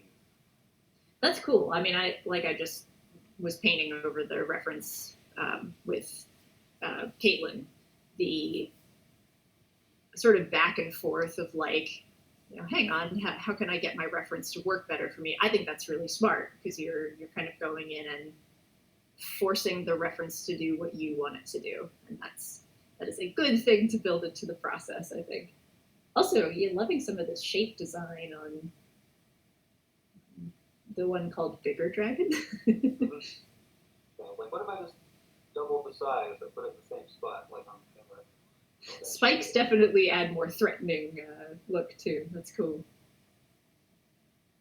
I think, honestly, as long as the connection between the hero and the dragon stays, intact, I think you have room to play with what the dragon looks like and kind of create your own design for it. Obviously, the pilot light, the ignition in the throat is important because we connect it with the fire. I mean, that's easy. But in some of these, you also have a really nice sort of background gradient happening that's giving you both a little bit of moonlight and firelight, which is interesting. Like you may find a happy medium between these two things where there is, sort of a little bit more of that gradient. I will say also, as you're being a shape designer,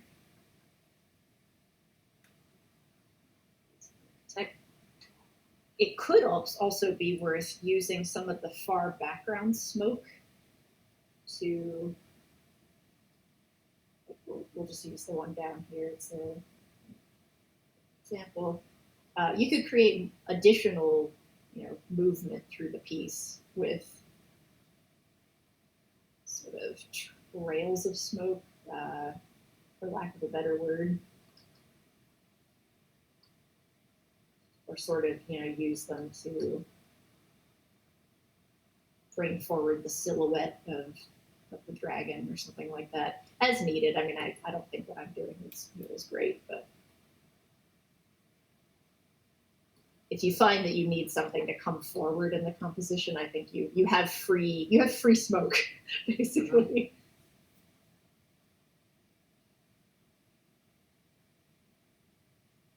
Yeah, use them behind the character, for sure. Yeah, I think that's smart. Yeah, you have like the option to kind of have some subsurface, some light kind of coming through the cape here. I think you've got sort of an interesting like comparison between the cape and the wings. What shape they're making, and I think as you're finalizing this, getting the cape into its final form is also on the table. That's cool. Yeah. Everything I'm doing, I want to tweak a little bit here. It's sort of overlapping at a weird angle, leaving this little gap. But again, I'll leave it up to you to create the final design here. But Do you think the visual connection of the line down the wing from the bow to the weak spot is enough? Yeah, I mean, I think that, as long as the action, and when I say action, I mean both the arrow and the pose is all kind of focusing toward here. Maybe we can try really quickly to. I'm going to take our guy out for a second,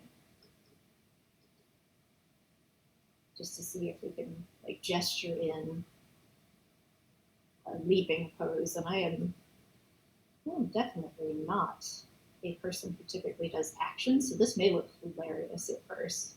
You're welcome if it does. But let's see, kind of act it out. So I imagine like so much down here.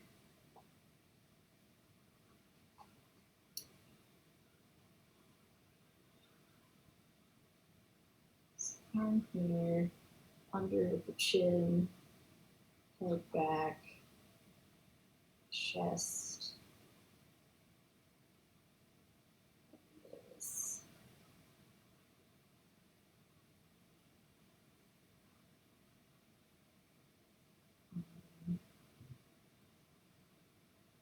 So forward in space, maybe a little bit. I'm sitting really badly here. I actually move over. I'm like leaning on my chair. It's very silly. That leg off.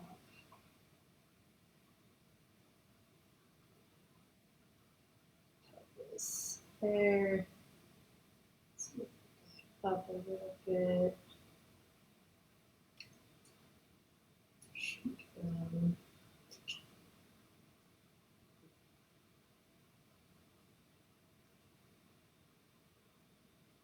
So the dragon's weak spot is actually on its chest. It's that glowing. Oh, spot. I see. Yeah, the little glowing spot.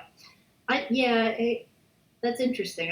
Do you need another weak spot besides the mouth? It's in the story. Oh, okay. It's in the story. That makes sense. Yeah. Toward that then.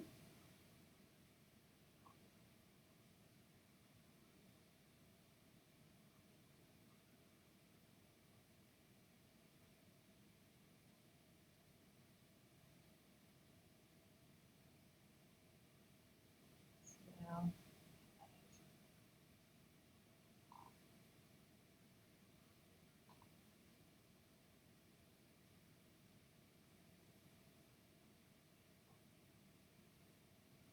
The light sort of hitting the top of this person.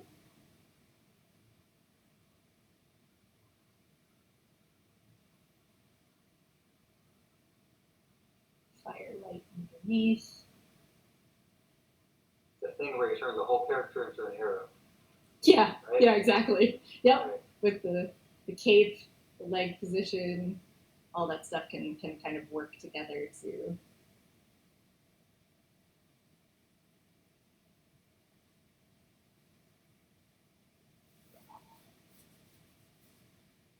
Can sort of work together to rar. That's words, vocabulary. Words are hard. Basically, what I'm kind of going for here is the character is, shooting. I'm going to model this backwards, and they're kind of leaning back, so you get like head sort of back this way, almost more like leaping off the roof into the void, something like that. I don't know. That's something to keep in mind, something to maybe play with. But yeah, I mean, it's looking good. You've got good models going. Love your dragon model. I mean, it looks better than the one I downloaded off the Dad store, which is a hilarious atrocity. It's actually the dragon I bought from the Unity store. Ah, I nice. pulled all the textures down because it was already rigged, and I was like, okay, I can put it that. Oh yeah, yeah. Unity store is much better than the Dad store, like by orders of magnitude. I have the Dad's Dragon too. I told you I work in slot machines, and every now and then I'll see a game come out, and it's that Dad's Dragon, and I'm like, that you didn't even change it. That's Like, so what's up? funny. Yeah, like, why would you not change it? I mean, obviously that's some dev that just needs to place assets, and I get it, but that's a tragedy. That's where artists come in. So yeah, I mean, I could keep trying to make a silly gesture here, but I feel like this is you've got this going. You got this on lock. It's under control. I know what you're saying. Yeah. Cool. Well, with that in mind, I don't think I have any additional questions. I'm glad you're having fun with it, for sure. Yeah, I mean, you've got some good inspiration for the roofs and things like that. Man, I wish that if that point can move at all, like, be up closer to the head or something like that, having sort of the dragon live on one side and the hero live on the other may do a lot for you. Because right now, just trying to keep this in the center between the two of them, it's almost creating like a barrier between what could happen. Like, I want to get the hero closer.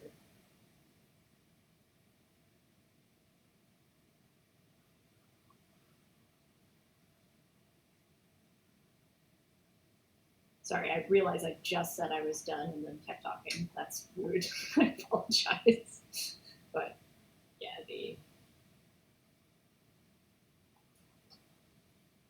wing back the way it goes.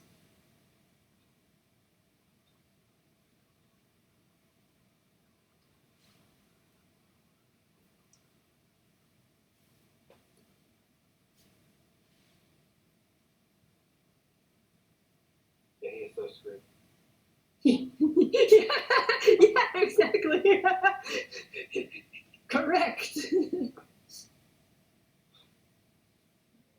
little bit more. Yeah, the wing being so like horizontal right under him is now becoming an issue. This is exactly why it's so like important to play with this stuff first. But either way,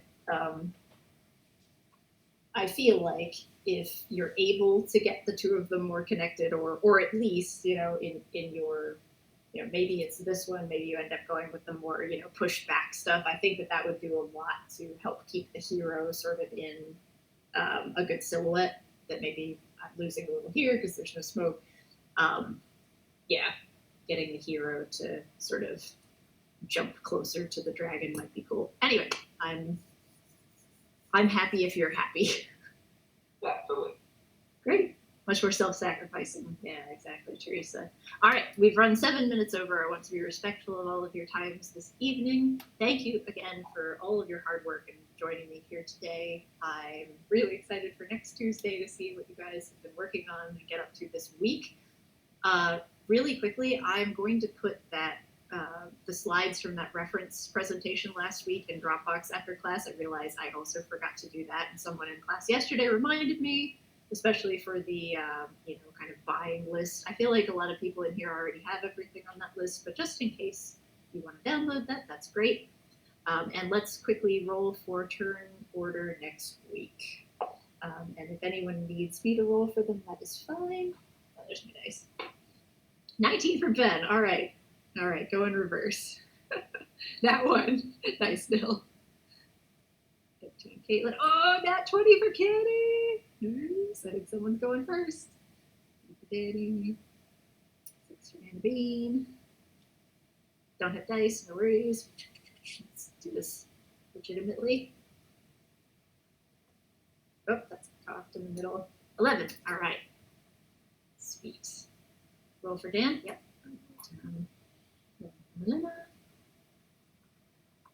13, and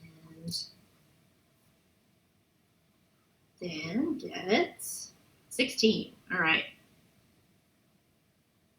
Oh, Milena, you got an 11. So, all right. So the turn order for next week: Caddy, Ben, Dan. Yep, Dan, Robinette, Caitlin, Milena, Anna, Danny, and Nil. Did I forget anybody? Use D&D Beyond. Nice. Maybe a little further up. Yes. So it's not 5 in the morning. Yes, you may. 100% yes. If nobody minds. sure that's perfectly fine. All right, so we'll put you in just before Milena. So you and Milena will be kind of in the middle. Is that all right? Sure. Great. Okay. Everybody, have a wonderful evening, wonderful rest of your Tuesday or Wednesday, depending on what it is where you live, and I'll see you next week. Night. Bye, everyone. Thank you.